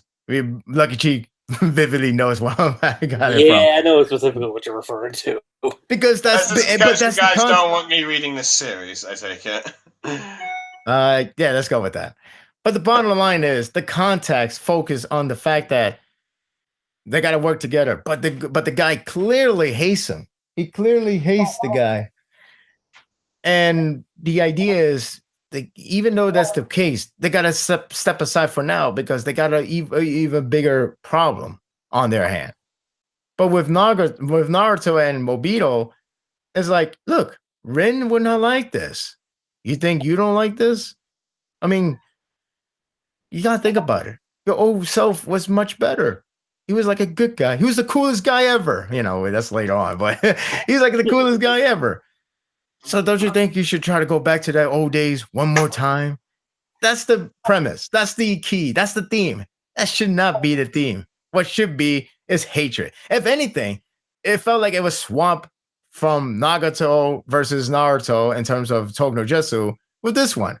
Because it feels more fitting for Naruto to be like, I hate you so much. You corrupted Sasuke. I know you didn't manipulate him, but you motivated him.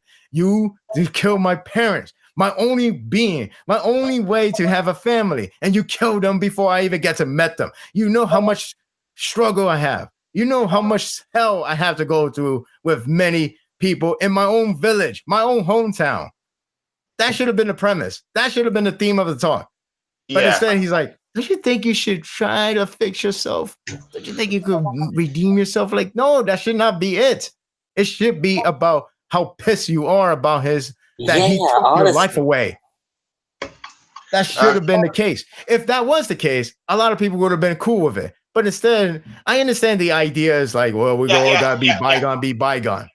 No, for life. To be honest, I wasn't really complaining about. Let's see. I'm not really defending how Naruto reformed Obito. I was just saying. Let's see earlier about how. Well, I'm not telling you you're defending it. I'm not saying you're defending it. I'm just telling you why the Togenojutsu just so pissed so many people off. Yeah, I know. But let's see. But I wasn't saying why this. I wasn't saying my reason before is what pissed off people off first. Like the explanation about how Naruto found out about Obito. I was saying if Naruto learned a bit more about Obito beforehand, I feel like it would have been a lot more impactful. But anyway, go on. Well, that too. But again, the dialogue feels like a swamp between Nagato and Naruto and Obito. Because the Naruto and Nagato one had more passion. It felt more build. It felt more investment. Like you feel that anger from Naruto. You feel his hatred. You could understand why. Because you just saw so much destruction.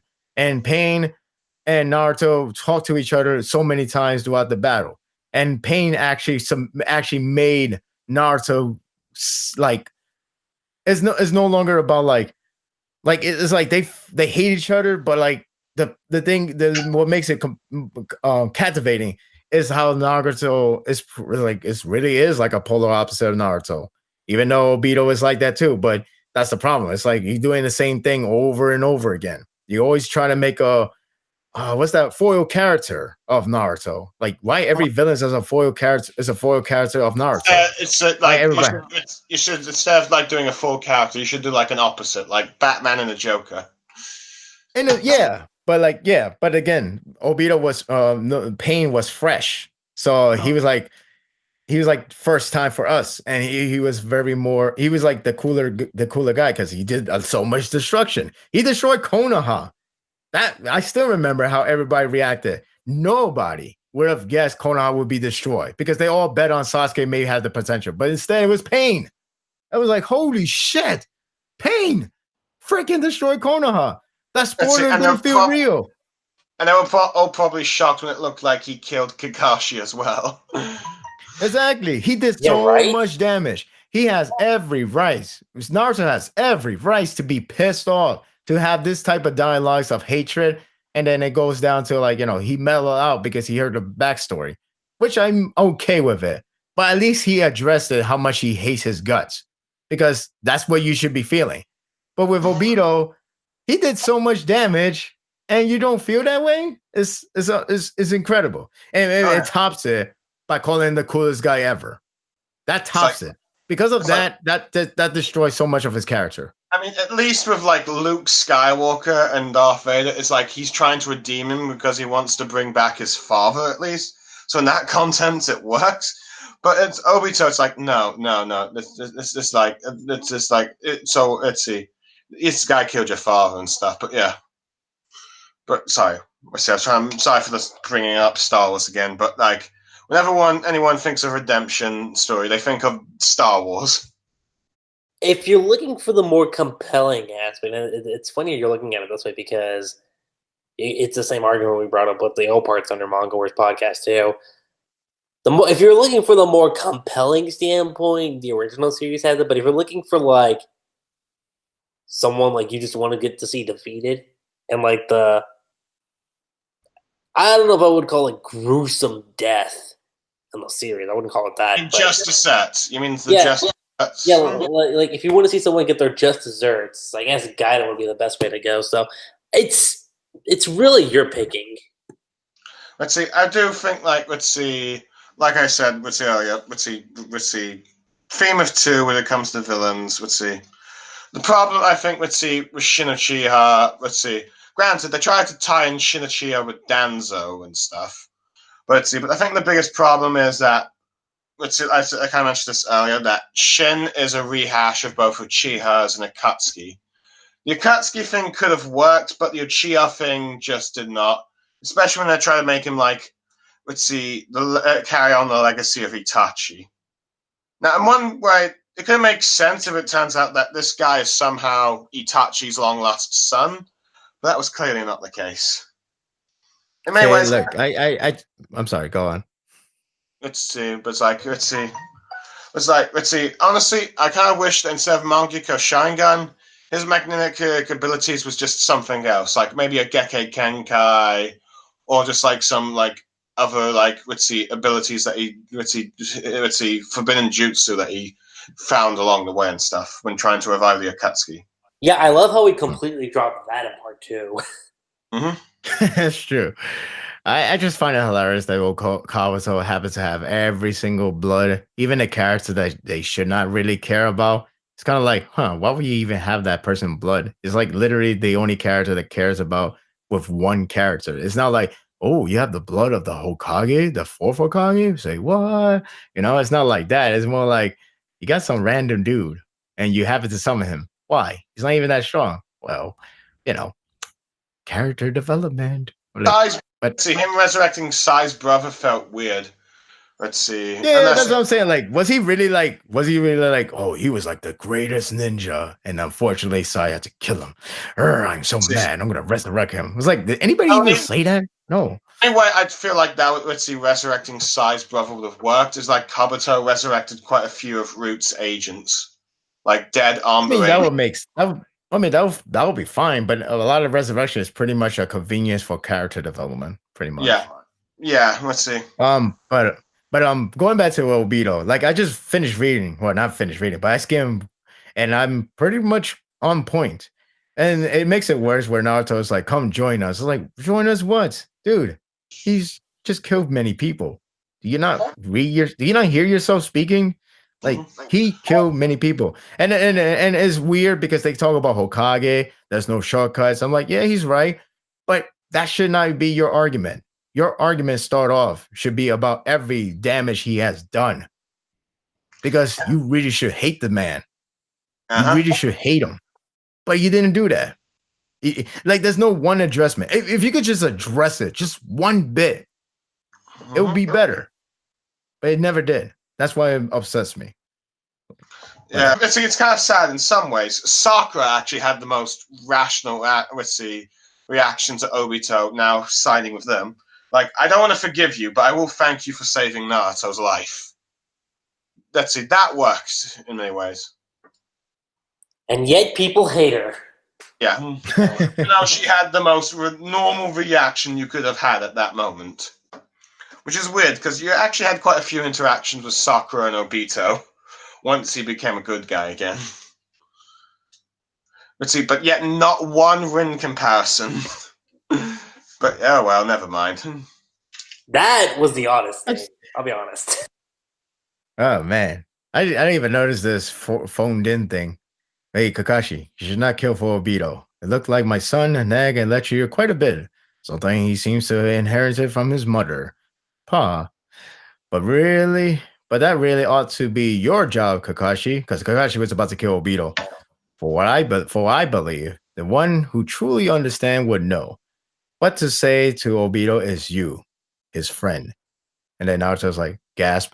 Right, Naruto? And then Naruto has to look at Sasuke because that's the damn focus. Sorry, I dropped this by mistake. Because that's the damn focus for every single arc. No matter what, it's always Sasuke. Always Sasuke. This is why, you should not. This is probably why Kishimoto should have planned out, what he was going to do with Naruto versus Sasuke in the final fight. Much better, so it makes a lot more sense instead of feeling forced. Way too forced. The Force Awakened. That's the That's the subtitle for freaking Naruto in the show. That should have been. Yeah, I know it's another Star Wars. Yeah, I know it's another Star Wars reference, but why not? We might as well keep going. I'm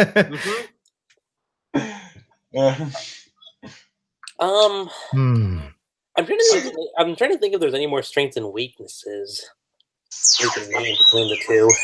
Okay, now you got Arthur starting. But anyway, I suppose another problem I think with I don't really like, but this is just a personal thing about Gaiden, is that why is it that every every male character from an original series to a spin-off / sequel always ends up being a very terrible father figure?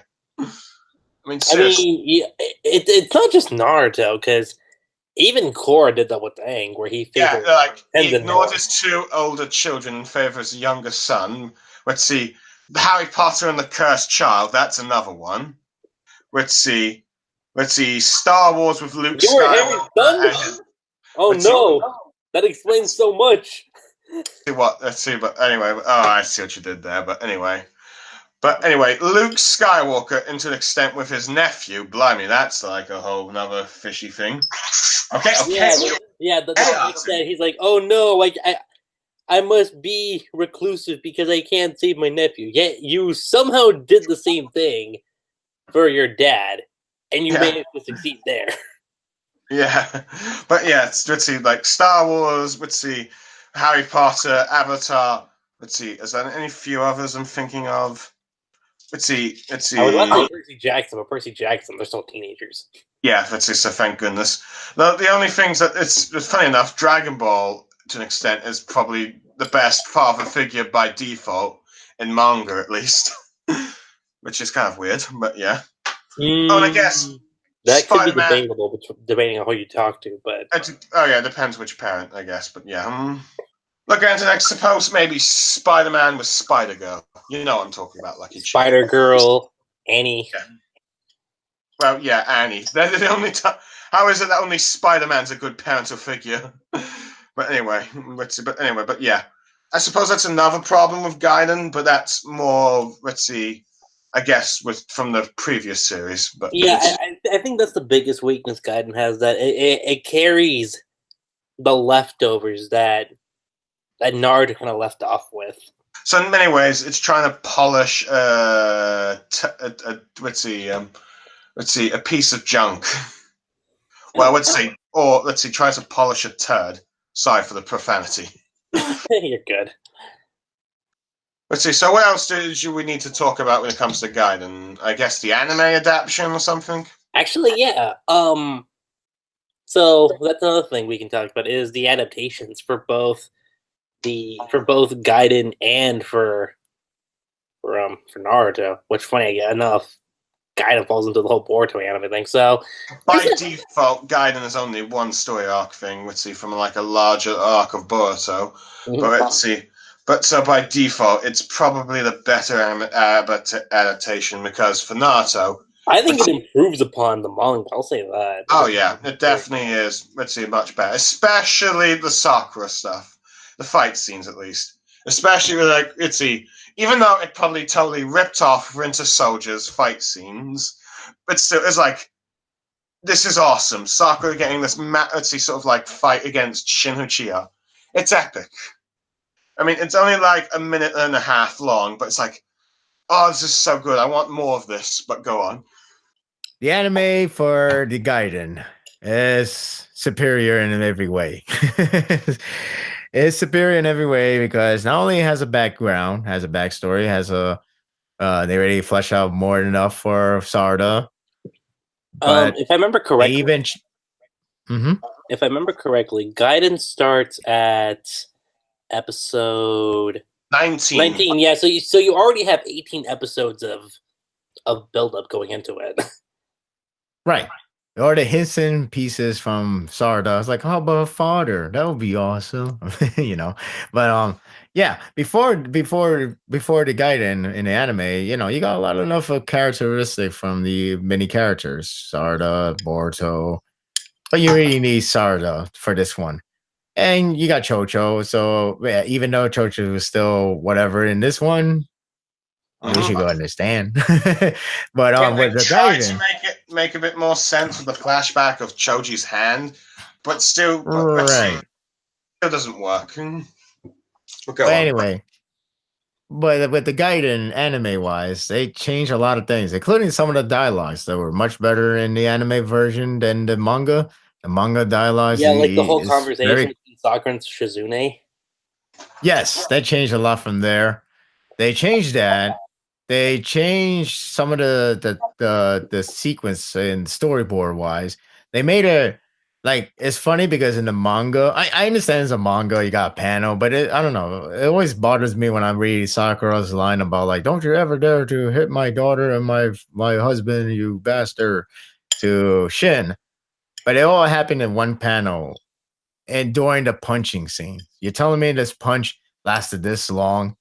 Like that's a long line. That was kind of strange. I was like, what? It's not like saying like you bastard or I'll kill you or anything. That's like very like minimum 5, like maximum 5 words.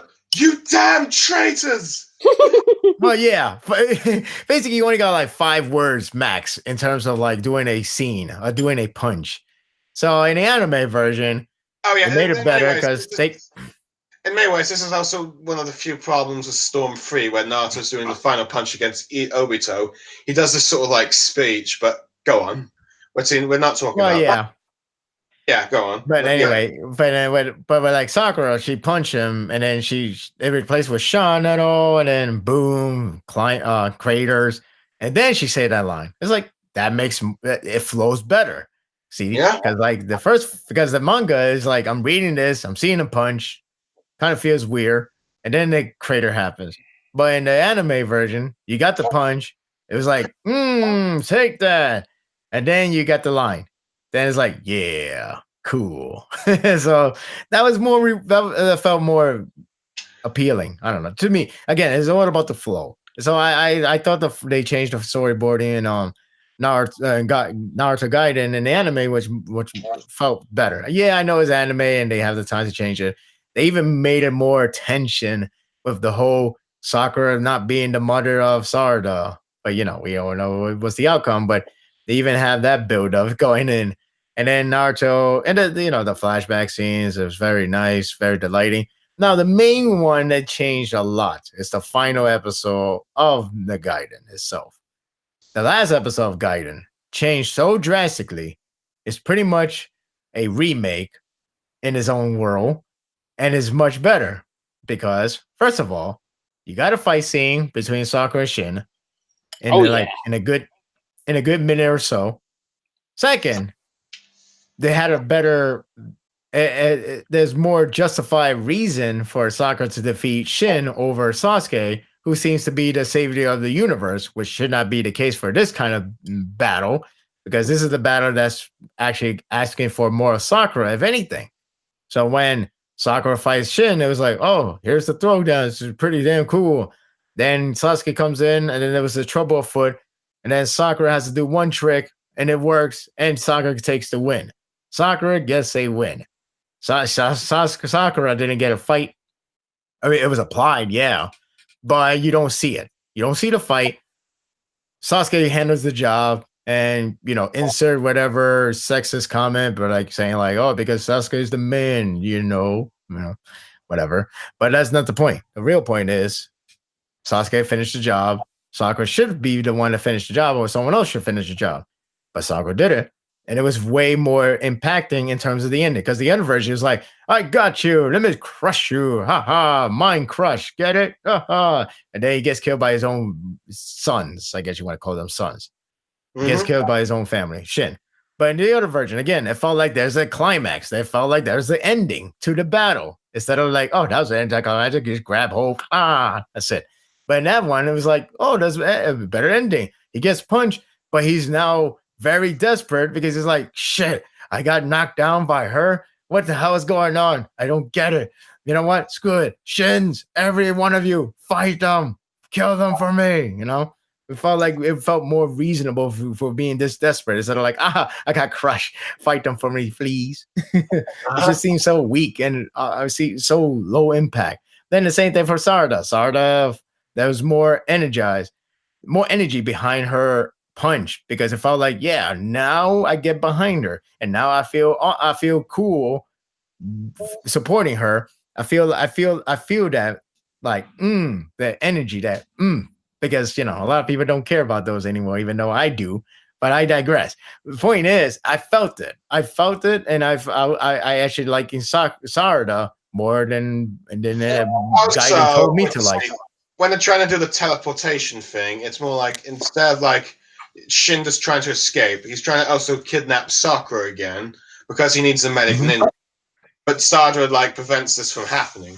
So it's like, let's see, that makes it much better as well. Right. So and the thing is, it doesn't feel rushed anymore. It felt like it's meant to be that way. It felt like this is the way how it's supposed to be done. Now, it's not the first time that the anime version did it better than the original version, because the same thing could be said for the movie. The movie version, it was neat in visual and everything, but then somehow the anime actually made it better, like crazy better. It's bonkers to even imagine that. Funny enough, I think by the time the anime was done, everyone was like, think of this story being rehashed. But then it's like, okay, this is actually the version. Yeah. Also, not even just the final fight, but even the arc itself, because they changed the narrative, even changed from the manga version, because the manga version was straight out directly same as the movie, except the design change and some lines here and there. The anime version actually made it better. In fact, I actually like the anime version a lot more, because they didn't make Boruto like I don't know, for lack of a better word, prick. He's not much of a prick in this version. Yeah. Because the anime version, he actually feels guilty. He actually feels guilty to use the device. Even including that in kind of similar to the whole Sarda situation. Like, you had episodes where he spent time with his classmates. So when you get to that point in the anime, it's like, oh shit. Yeah, and I did feel bad. I did feel bad when she could die, which actually changed it up, because she could die lose, but normal and clean, and no Naruto, haha, you have been cheating. How could you? Instead, they build up more, but they build more guilt on Boruto, which is even better, because you're actually gonna start feeling that, instead of like, well, you asked for that, Boruto, but instead it's like, well, you did ask for it, but damn, you should never really gone through there that long, dude. You really, really need to make it up now. Especially when he got caught cheating. It's not like, oh, how could you cheat? How could you do this? You're my son. Well, it doesn't matter. I'm going to advertise the device. Ladies and gentlemen, this device is awesome. But that's the movie version. Anime version was like, how could you do this? Why would you do this? You're my son. I'm like, Dad, listen. And then you got Shikadai. Can't believe you. You would have stooped this low? I'm disappointed. All the guilt finally hits him. It's a better narrative. That's what I'm saying. The anime does make it better. So, out of curiosity, does he still actually shout back at Naruto for being a neglectful father and stuff? I think he did. I gotta look back. But the point is, it doesn't make Boruto like an asshole. It makes Boruto more like a reasonable asshole, if that make any sense. Because there's two things. Like you could be an asshole because you just don't care about anybody who gets caught in your trickery. But then you could be a reasonable asshole because you're trying to force yourself to really please your father. And there's better context that's been executed in there. But the consequences is you're going to make enemies, or you're going to hurt your friends along the way. And that's what they did. Instead of like in the movie, they pretty much is like a summarized version, which I understand. It's a movie. You got an hour, 30 minutes, even though you could do 2 hours, but whatever. Still, you got a short amount of time. But in the anime, they expanded more further with that one. It's the same thing. It's similar how they did it with, I actually got, it's because the YouTube algorithm is very wonky, but whatever. But it could be helpful for some people. But it's the same thing that I reminded the one with Shippuden. They changed one part from the Hiden and Kakuzu arc that made it absolutely better. Because like the manga version was fine with the whole, okay, Asuma died, funeral happened, Shikamaru is like, no, that's not going to end it right there. Nope, we're not ending right there. Getting ready. What about you, Team 10? Yup, we're ready too. And then that's the end of it. Anime version. Shikamaru, you didn't go to the funeral, huh? All right, let's play some shogi. Then you got that very, really, really well animated scene between Shikamaru and his father. And then, pretty much tell him, wake up, let your feelings go, cry. Because the fact is, he's dead. And I know you want to blame yourself, but you can't hold his tears. The first step to maturity is to let it go. And it felt like, damn, that's actually pretty damn sad. That's another Naruto, that's another anime expansion thing that they did better. So going back to the Gaiden, they did a lot better because they changed the storyboard around, they changed the outcome around, and it makes it flow much better. So it's like, yeah, I like the Gaiden in the anime. Manga, not so much. Anime, I like it. I actually liked it. I gotta admit, I like it.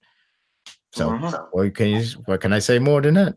Yeah, I actually gotta agree 100% on that too. Like I'd much rather prefer the Gaiden storyline in terms of the anime compared to the manga in that respect. No, granted, let's see, the anime still has some of the baggage from like from like what's happened before, of course. Let's see, but that's just.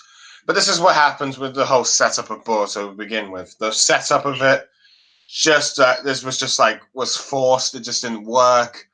So in many ways, you got like the animators just working with what they have, trying to make it as good as they can.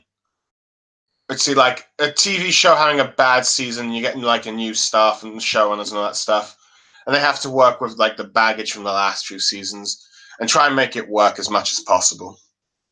Or you get Korra, where you have a good first season. Well, last 2 episodes are a little questionable depending on who you talk to. Yeah. And then you get the season. For the first season? Oh, what? But people don't. Well, okay. Well, the only thing I question about this last episode for Korra of season 1 is the Deus Ex Machina part. But everything else, I felt like I liked that a lot, especially the way how they had to get rid of the villain. I thought that was pretty grim for a kids show. That was a very, very poetic ending. I liked. I do feel like the DX Machina thing at the end was because at first it was supposed to be an original one series, but then they decided to make it into a full it was only supposed to be 12 episodes. But granted, part of me feels like... I suppose I heard that too. Part of me feels like they knew that they were going to get more seasons, but hey. And the second season tarnished that. But whatever. Everyone hated it. I mean, there's some really good scenes, especially the flashback of the very first one. I thought that was really good. But a lot of things else, yeah. Yeah, funny enough, the first half was done by Studio Period. It's like everything they touch burns. Yeah, that's with the exception of Yu Yu Hakusho and Akatsuki no Yona. Fair enough, but yeah. That's what bothers me about those guys, Studio Parrot. They are capable to do good things. As I mentioned, the Gaiden, the Shikamaru, the what else I mentioned? Oh, the Boruto movie. Those are great. They did a great job. Even the Bleach anime, arguably. Except for Bleach anime too. Except for maybe the occasional filler. Well, yeah, but the point is, they're good to do something. They're capable to do good things. It just is it's a dime a dozen. I guess that's the better word I could. Yeah, I don't know. And it upsets me because they didn't even bother to try to do anything helpful for Tokyo Ghoul Re. They did a lot. I mean, they did good. They did well, even if the art style did change. But it was fine in terms of presentation with Tokyo Ghoul the first season. Tokyo Ghoul Route A has some of it, but there are moments that it is Studio Parrot at its worst. Not the worst, but it's like you can see a little bad artwork. You can tell there's some pain is greater than yours. You can tell there's some jerky animation in Route A. I was like, kind of really takes me off, dude. And then Tokyo Ghoul Re was tragic. It was just tragic from pacing, storyboarding, execution. Oh God! Even the second season, good episode. I'm just like, what the hell? Second season was far worse. Like, oh God! But yeah, first season. There's a lot of questions. I think the only time they got a good animation was episode 8, which is kind of funny because it's like, it's like somebody is being biased because it's probably their best girl in the presentation. I don't blame them because she's like the best girl in terms of being in one arc. Just the anime cut out that particular scene between the main character and the main female. No, they censor it, but they kept it. Which is kind of surprising. I know. I was like, wow. I was like, they kept it. I gotta give them credit for having the goal, the Kintama to do it. But still, it doesn't make up for every other things. Like they overly fantasize the scene. They overly fantasize the ending. It's like, since when ghouls could shoot beam from when you killed them or something like that? Like, it's like we're not fighting spiritual dudes. We're fighting ghouls, pretty much human, but in a super version. It's like, where is this coming from? We're like, why the exaggeration? It's not even supposed to be like that. It's not magical. That's the idea. Ever. So yeah. With Naruto, it comes and goes in terms of quality with Studio Period. But yeah. I mean, there are times when they really make good adaptations of Naruto, and then there's times when they make them really bad. I mean, they've managed to improve them. Let's see, good examples of when they've improved stuff. The Kakashi versus Obito fight. The Madara versus Shinobi Alliance fight. Let's see. Stuff like that. And stuff when they made it worse. Six Tails Naruto versus Pain. It's I would argue, like, in terms of fillers, if they really put the effort into it, they can do a pretty good job with fillers. I mean, look at the Kakashi Ambu arc. Like, and the Sora arc. Yeah, those were really good. I mean, the Kaguya one was surprisingly good, too, the more I think about it. Well, they actually gave her more of a flashback, more backstory. Mm-hmm. But yeah. Yeah, if they really put the time and effort into it, they can make it look good. They really can. But I mean, if we're looking at the overall adaptation, which one they did better in, I guess it depends on you. But I want to. Oh, I'm sorry. You could go. I was gonna say part of me wants to say Gaiden, but part of me wants to say Naruto too, to an extent. But I guess more so Gaiden, since it's just that you don't have to deal with fillers in that respect. I would say Gaiden because I feel like they timed it well, and mainly because Mainly because I think the fact they have Bleach director to do the That's the guiding. other thing too. Yeah, like the Not to fact that you have mention, him- Gaiden was like, let's see, 5 episodes. It's like pretty much, let's see, a Gintama length or My Hero Academia length arc for the most part on average. But go on. Well, yeah, and you did say average. So I was like, well, unless you're gonna include the season 4, but I digress. I Because it's said, not yeah. gonna be that short. It's Nope. not gonna be that Probably short. be- no, it ain't. It'll It's probably be gonna the be whole dragged to season, maybe. Well, Yeah, it's gonna be again, if we get Attack on Titan season 3 part 1 treatment for that, hey, I'm fine. Make all the improvements you Yeah, need. see, yeah. I mean, well, I mean that it depends if the guy is behind the scene, the creator that is. Mhm. But I don't know. Well, I do I recall think he that just in the Stain arc, they gave Endeavor fight scenes against the Nomu, right? well, yeah, but that's like I don't think that's him idea. I think that's just the Bones wanted to do some extra because Bones were like treating like season 3 was more apparent that Bones were like adding in stuff because they want to kill time.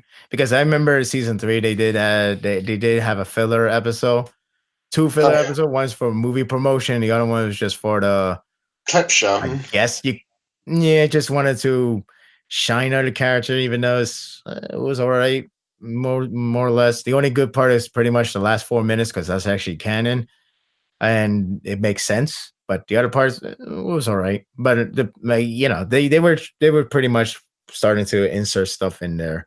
But with Attack on Titan, this was Isayama was the one that suggested it, so that's why everything felt like, oh, this doesn't feel fillery. It feels actually him, and that because that was him. And most notably, it was the season 3 fight. It was like, oh, we got a fight scene. Holy crap! Because I remember the manga was like, all right, I'm gonna go out there, and then he come back injured. Like, damn, he had a bad battle.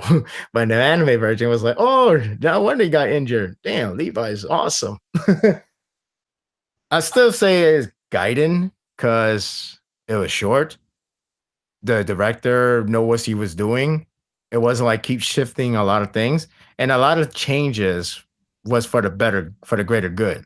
Oh yeah. Whereas the anime for Shippuden, there's a lot of inconsistency in terms of animation, but there are some changes, but not huge drastic changes of outcome. Like the outcome changes again with Sakura being the one to take the win, what felt more rewarding due to the fact that it was focusing between these two. But in the manga version, it was like, oh, let me have Sasuke to take the win because he's Sasuke. Yeah. It just didn't feel like, okay. Even in the manga, Kishimoto cannot let go of his Sasuke favoritism. That is true. So you can take it back for that account. But yeah, like you got that changes for the anime, and it makes a lot of more better in terms of like the rewarding feel. Like, yeah, that felt good. Where Sarada finally muster up and gain that new power that Sakura has. So it's like she's not really much of a Karen daughter. There's more of a Sakura daughter because look, she learned it from her. That felt like it's an actual heritage passing down the torch. It's awesome. Yeah. The manga just did it quickly. So, okay. But yeah, I'll say Gaiden because it was short and simple. And then, the other one is like 500 episode. I'm not dealing with that. Especially if you consider the original series 2, at 720. Ooh. And let's not forget episode 26, infamous for the greatest fight moment of all time. Because Shippuden early days was pretty rough. And actually, I said 26. 26 was Sakura one. Excuse me. I forgot which episode was it, but all I know is you have two guys fighting each other. Enough said. Which episode were you talking about? I'm gonna find out. Share your opinion while I try to find it. Who's fighting? Guy. Guy versus who? Guy. Oh, Guy. I believe it was episode, let's see, 30 or 28. 30, 28. Okay. I'll find check it right that. now. So, Yeah. what about you, Blue Star? What would you have to pick between the anime adaptations between Gaiden and the original? Let's see. The original manga or the Gaiden anime? I'd probably pick with the anime because you get a fight scene with Sakura. Well, And yes, I'm more so talking about like the original being like the Naruto anime or the Gaiden. well, it depends. Let's see. Naruto. Let's see. It depends. Do you want more quantity or with like Gaiden? It's more quality. Naruto is if you want a longer series, but Gaiden is like if you want like a sort of mini series thing. Right. And for like a mini series, in many ways, that's probably let's see what I want probably for most part. If you're a casual person, you only want to read this like short series stuff, I recommend that. If you want some long term investing, probably Naruto, but like only like certain bits. But I suppose at the moment, Gaiden, because let's see, at the moment, I just do not have the time or the energy to rewatch all of Naruto.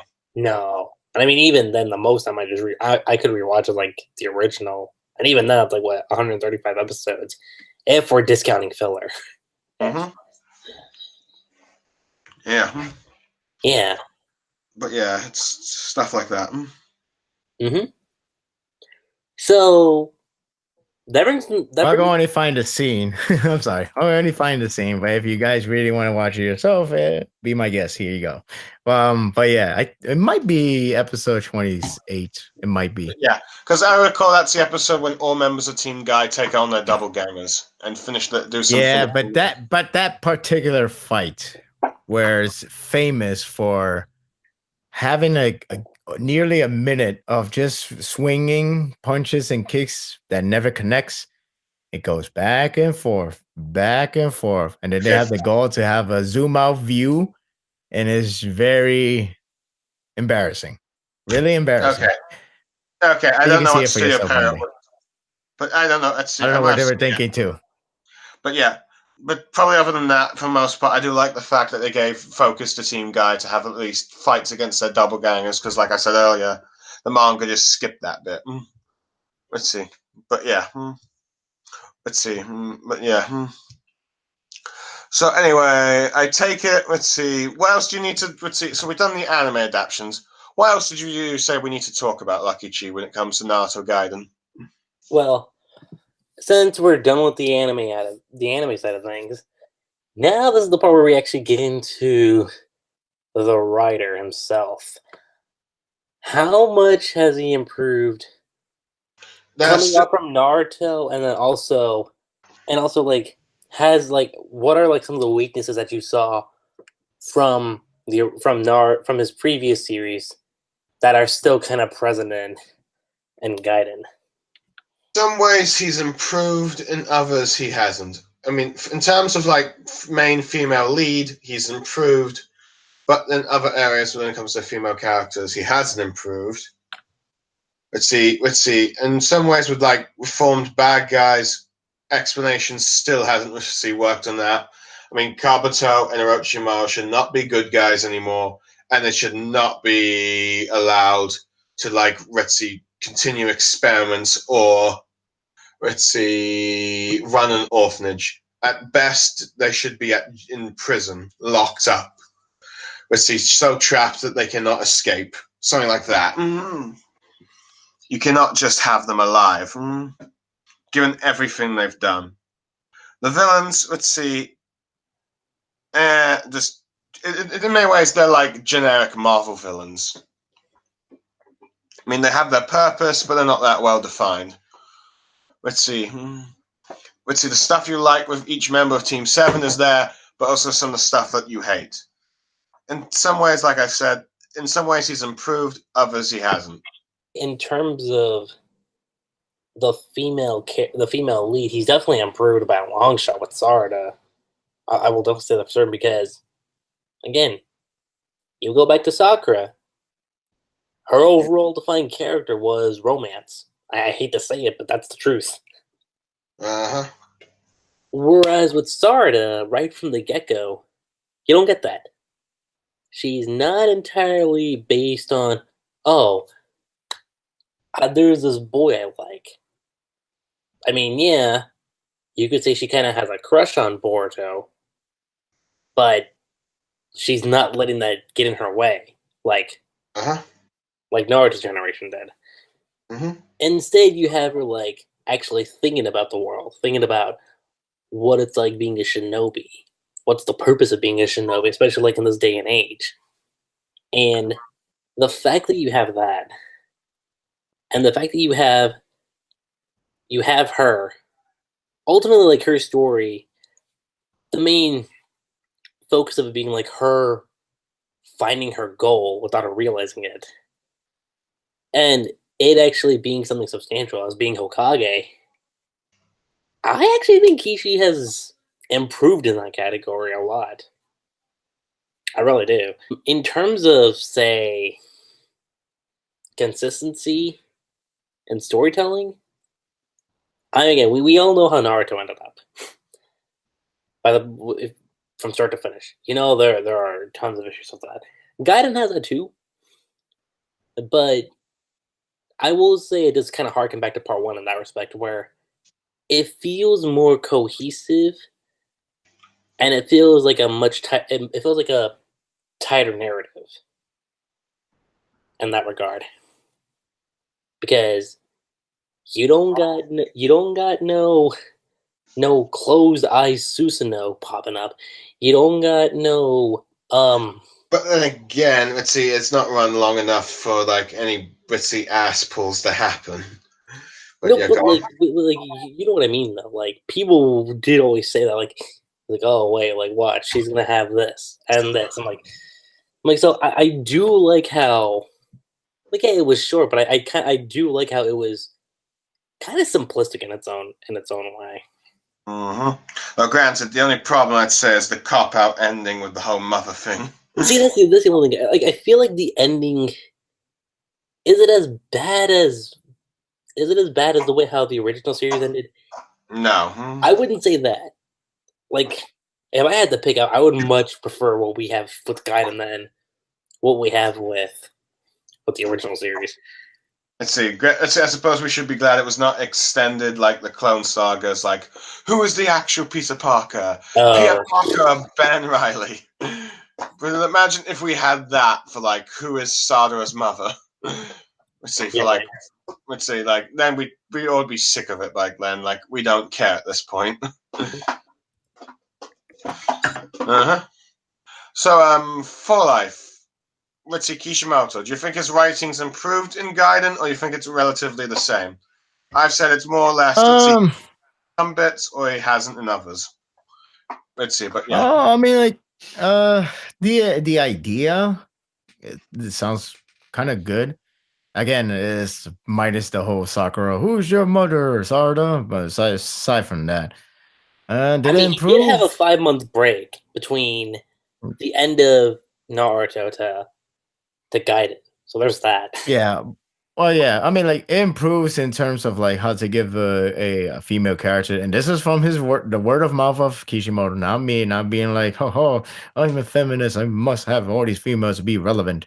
That's not the idea. The idea is that what Kishimoto has said, straight from his mouth or straight from the text of the interviewer, he did some research of a female character, how to write one for Sarada, and it does show. It's just hindered by the other things and a lack of timing because it only has 10 chapters. Maybe if you have 2 more chapters, there would be more to it. There's some improvement in terms of the character wise. Story wise, it is left to be desired. I mean, again, maybe if you ignore the fact that you have this who's the mother part, everything else will be fine. The execution will not be as best, but it will be tolerable at the very least. So it's a small improvement.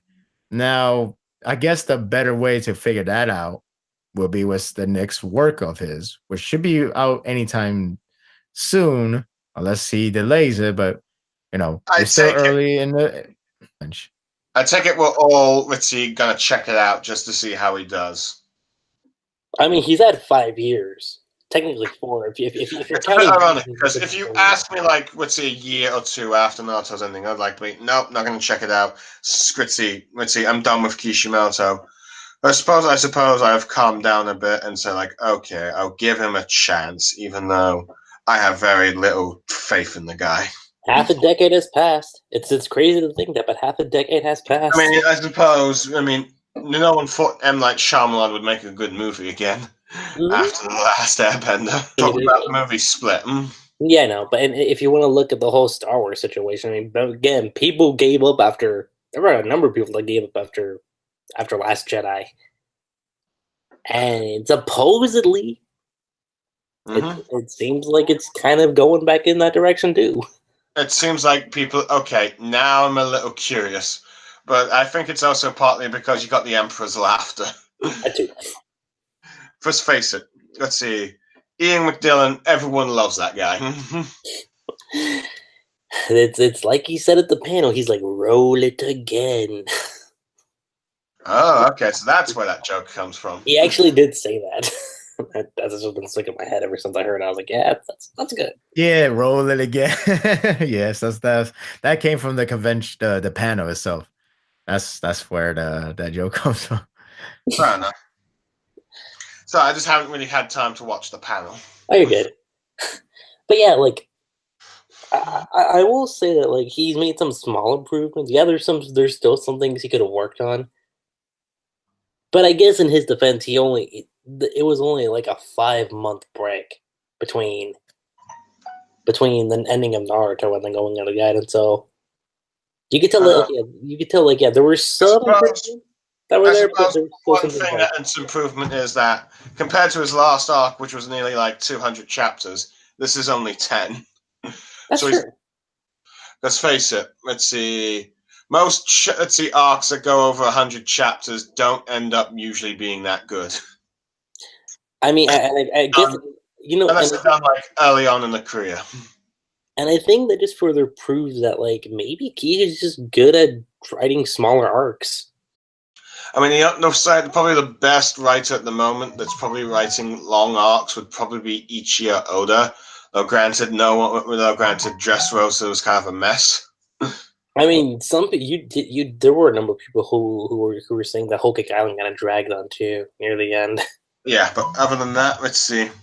He's pretty good at doing long arcs. Water 7 / NS Lobby. Mm-hmm. That is like. Well, you could say that. Well, you could say that the emotional part, he still could do it in Justice. He could still do it good in terms of emotional part. It's just that it's just that the only troubling part is the context or or who's receiving it. It's not like you could give us a very soft story, but you can't give it. You got to give it to the rightful person or the rightful character that deserve it. It's like trying to give a very soft story of Obito to the Joker, because the Joker is meant to be a guy who you can never figure out what's his backstory. But the idea behind his character is the less you know, the better. Let's see. Well, granted, most people do like the Killing Joke backstory, even though it's not supposed to be definitive. But hey, right. Well, that's the only one story that you can say. Can you believe it, or do you think it's just one of the story? You know what I mean? Granted, let's see. I think most people have accepted that the Joker was originally a villain known as the Red Hood, and got pushed into a toxic waste thing. Other than that, it's like that thing. Mm-hmm. Other than that, you don't really know who the Joker's identity is for most part. Right. It's like, I know the Joker movie is gonna more or less have his backstory. So, but that's gonna be fine so long the execution really reflects that. Not to mention, not to mention, it's an Elseworld story. It's like not main continuity. Right. Because it seems like sorry, go on. Sorry. No, but the other one that's more reflected to that notion that I said will be the Dark Knight one. Like, you only hear his story, but you don't really see that story. You just hear it, and you kind of find yourself creeped out because of it. Like, what is your problem? Like, you're just a guy who wants to see the world burn. That's simple as that. But yeah. So I take it we're also going to talk about art style, I guess. Or... Yeah. There's not too much of a difference between. Well, I suppose not. I really, mean, if you're comparing early Naruto to Gaiden, that's a huge drastic. There's a huge drastic difference. No, granted, the only thing I can say is I think I prefer like the early part 2 designs compared to like the designs that the main Team 7 members have now. Yeah, and Sakura of long hair just does not work. I mean, I'll say this: like, I feel like in Gaiden it's a little bit more sharper. I'll say that, like, there's a little bit more detail in Gaiden than you could say toward like I think he perhaps got more time to draw and stuff. Yeah, like if you compare, like, say, like the last third of the series to what we have in Gaiden, like there's definitely a lot more detail in terms of like the way how he's drawing. So there's that. What about you, Sparta? I mean, it's only been 5 months. The drawing is like same as the Shippuden of the late days. It's the same thing. I don't think there's any difference. I mean, there's not much difference. Just new characters design. Because Sarada's new, Chocho's new, Naruto as an adult is new. Technically, it's just pretty much a lot of new designs, but the same old art style. That's one way to put it, actually. So now I guess it's not necessarily a final topic, but given what we've seen of Kishi, both his highs and his lows, given how Samurai 8 is like on the horizon now, any day now, I should say. Any expectations that you guys have for the manga? I expect his male characters to be well done, but I don't expect any of his female characters, if he has any, to be as well done as like would be a good given his previous work. But I just hope, for goodness sake, that there is no love triangle. He is clearly bad at love triangles. I would see. Here's what I would say. I would say that I'm curious as to what he's going to do with Samurai 8. And it's funny you mentioned the female character thing, because I would have definitely agreed with you 100% on that. But then he mentioned how he did research on Sarada. Let's see. No, granted, we don't know if he's done any research for this and stuff. But in other words, I am not. Let's see. I still do not have doubts, because remember, he may have written Sarada, but Cho was also still bad in terms of the manga. Really hate Chocho, don't you? Yeah. Yes. Let's see. It's just one of those cases for life where let's see, for once, I have a character I just do not like. Yeah, well, Chocho was also more so a secondary character than a main character. But yes, but still, she was awful. Sorry. So yeah, if we're looking at, like, all right, so going from Sakura to Sarada, maybe because I mean, again, that was only 5 months that Kishi spent. He only spent 5 months just on Sarada's character. So who knows what he's done with, if we do have a main female character, what he probably has done with that character within the time span it's been since Gaiden came out. I do expect it to be interesting. I'll say that. I'm not going to say it's going to be the greatest thing in the world, but I do expect it to be interesting to some degree.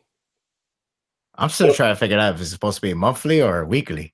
That's the crazy and from what I understand, it's going to be a weekly series. He's not doing the art, but he's doing the writing. Okay. Well, from what you understand, we don't know exactly. That's confirmed. Granted, I believe that is what you told me last time, Lucky Chi, at least. But let's see. But who knows? But unless you've given me a false source. But anyway, let's see. In many ways, I would prefer if he was just doing the artwork while his brother does the writing. But hey, there we are.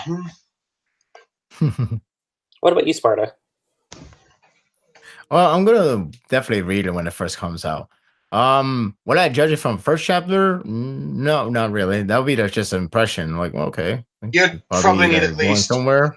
You'd probably need at least 2 or 3 volumes worth of chapters to determine what this series is going to be about. Yeah, I would say I would give it like 10 chapters. If it's weekly, if it's monthly, I'll say 3, and then I'll make a judgment. I'm like, okay, it seems like it goes places. It seems like he has done better with his characters, his story writing.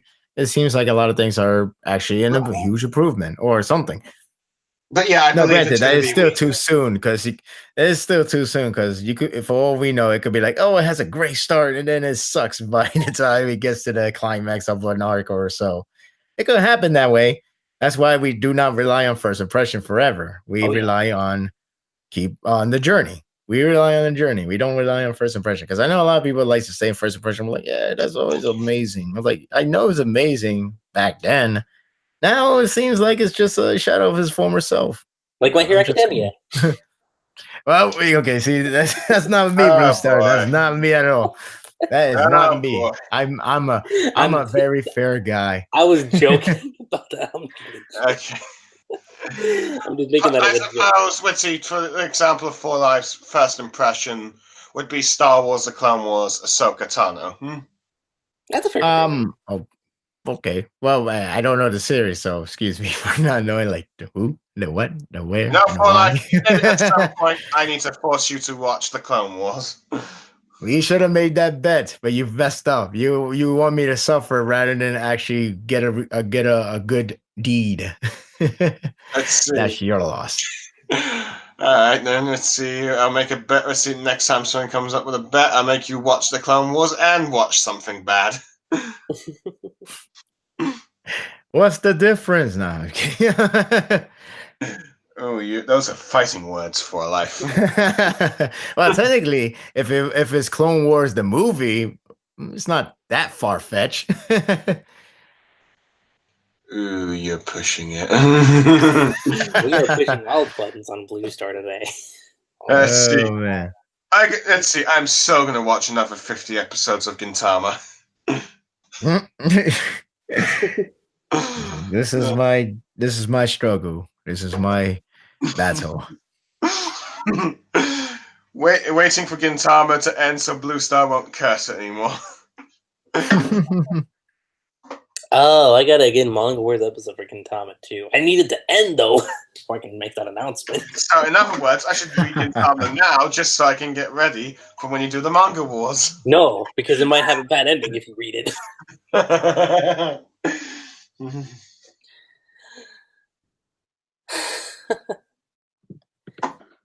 But yeah, I mean, in terms of topics for the special, that's kind of pretty much all I got to say when it comes to that. So it's been quite an interesting discussion. I will say that it's been an interesting discussion. Looking at, granted, I do feel like we might have dragged on in some places, but hey, we always do that. Yeah. So I guess the final question is Naruto or Gaiden? Probably Naruto if I want a longer series, but if I was like a casual person, I'd probably recommend Gaiden. But let's see, because at least with the casual person who has never picked up Naruto before, he does not know all the bad context, so at least this way, let's see, he might actually end up enjoying it more than just, let's see, someone that has the baggage of reading, like, 72 lengths of, worth of chapters in Naruto. So, yeah, so casual, it'd be Gaiden. If I was like, if you like into the series, I'd probably be like Naruto, but probably up to a certain extent. But yeah. I guess I would go with Naruto. Even if the payoff doesn't really have that greatness that it could have been. I mean, like, there's a lot of them early on, good ones too. Especially even for 50, the pain arc. Yeah, I know the whole revival was the turn off, but a lot of other things were pretty neat. It felt like an actual ending, especially if you go by the anime version. The anime version, they actually ended on that note, more so than like, like the chapter version. It was like, oh, yay, we're celebrating. Hey, guy, I need to speak to you because we got to announce a new Hokage. All right, cool. And Danzo is a new Hokage. Oh, okay. Damn. What? So in many ways, you could So in many ways, you could take the first 130 so episodes of the original anime series and 175 episodes of the Shippuden series. But anyway, go on. I guess. But yeah, but like in the anime version, they kept it all to Naruto himself. Like, yeah, we're celebrating because Naruto is actually a really good guy. He's our hero. He should be the Hokage. Yay! The end. So yeah, they had a really good payoff. After that, not so much. it's Not to mention, really a you got a bit of but an open ending on like who Naruto hooks up with. That too. yeah. But the Gaiden, if the Gaiden was anything like the anime, I would have picked Gaiden, but it's not. So if I like a cancel series, Golden Heart style, so yeah, I'll go with Naruto. Sorry, I do feel like it's my favorite series of all time. In many ways, I feel like if Gaiden would have benefited if at least had another volume or two length of content to expand the story, but clearly we didn't have time for that. Well, clearly that was not the purpose of the volume. Yeah, I would say if it comes to the anime stance, I'd probably pick with Gaiden, but if it was the manga, even with the payoff. But I would say for Naruto, up to pain arc. Solid. Well, at least on my stance, it's more so part 1. But I do enjoy the first half of part 2. Yeah. There's that. Let's see. Well, granted, if I was to collect Naruto volumes again, which I ended up doing today because I bought volume 28, which I'm a bit surprised that I'm still doing it to an extent. But see, due to the collection I have, I'd probably get up to 71 with Naruto, and then that'll be it. It's not a bad spot, I guess. I mean, because Kaguya is defeated, Naruto and Team 7 returned, the Sage thanks them. The only thing I would have probably preferred is if like that volume also had Naruto saying goodbye to Minato, but that's next volume. And I don't think buying volume 72 is worth it just to get, let's see, that one chapter. Yeah. But yeah. So yeah, like I said, it's a pretty interesting special that we talked about regarding Manga Wars overall. Again, if it comes to anime stance, be Gaiden, manga sense, Naruto, up to pain arc at least from my end. And given how these Manga Wars usually go, yes, even though it's a special,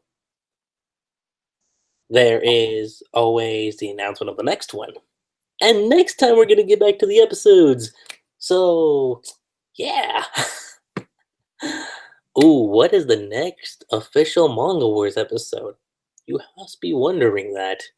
Oh, okay, I guess I am. So I know what to read, and better hurry reading them before I have to do it last minute again. Yes, so the next Manga Wars episode is going to be Dead Man Wonderland, arguably in my top 10 actually, versus Mirai Nikki, aka Future Diary. Ooh, that's gonna be interesting.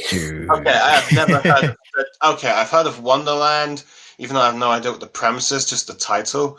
But I've never heard of that second one.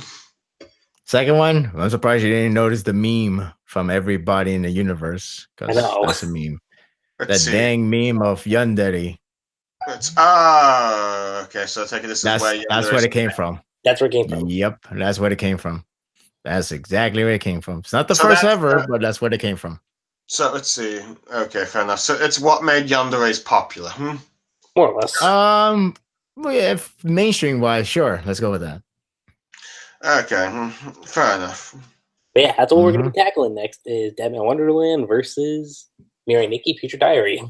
Ooh. God save us all. No. Well, if we're talking about the other series, yeah. That should be a fun discussion indeed. Fun debate too. That's what ends up being. But other than that, you guys, that is pretty much it. Sparda, Blue Star. It was really great having you guys on board again for the first Manga Wars special episode. It was always a pleasure to be part of anything. Manga Wars, the other podcasts you have. And this one is no exception. This one is actually pretty fun. It's funny because I'm sorry. It's just funny. It's just funny because like you're comparing to a series that's 700 chapters versus just a 10 chapters and the same length too. But it ends up being a pretty fun discussion nonetheless. So I was happy to be part of it. Yeah.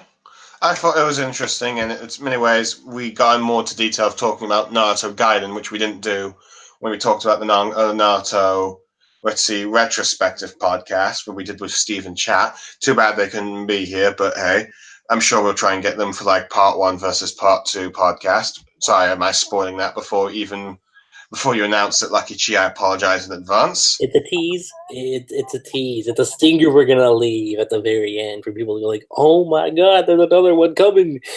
Let's see, but yeah, we're not going to say when, but anyway, but yeah.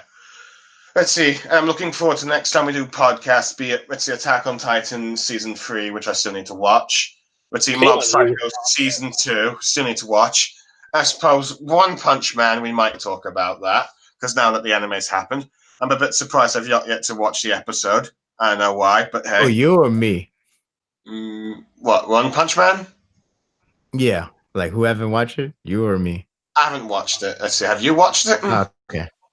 No, not yet. I haven't watched any spring season except for one, but that's it. Fair enough. But yeah, I've enjoyed this, and I'm looking forward to the next one. As am I, as always. So, yeah, next Manga Wars episode is gonna be Wonderland vs. Granite Cats. I've said it before.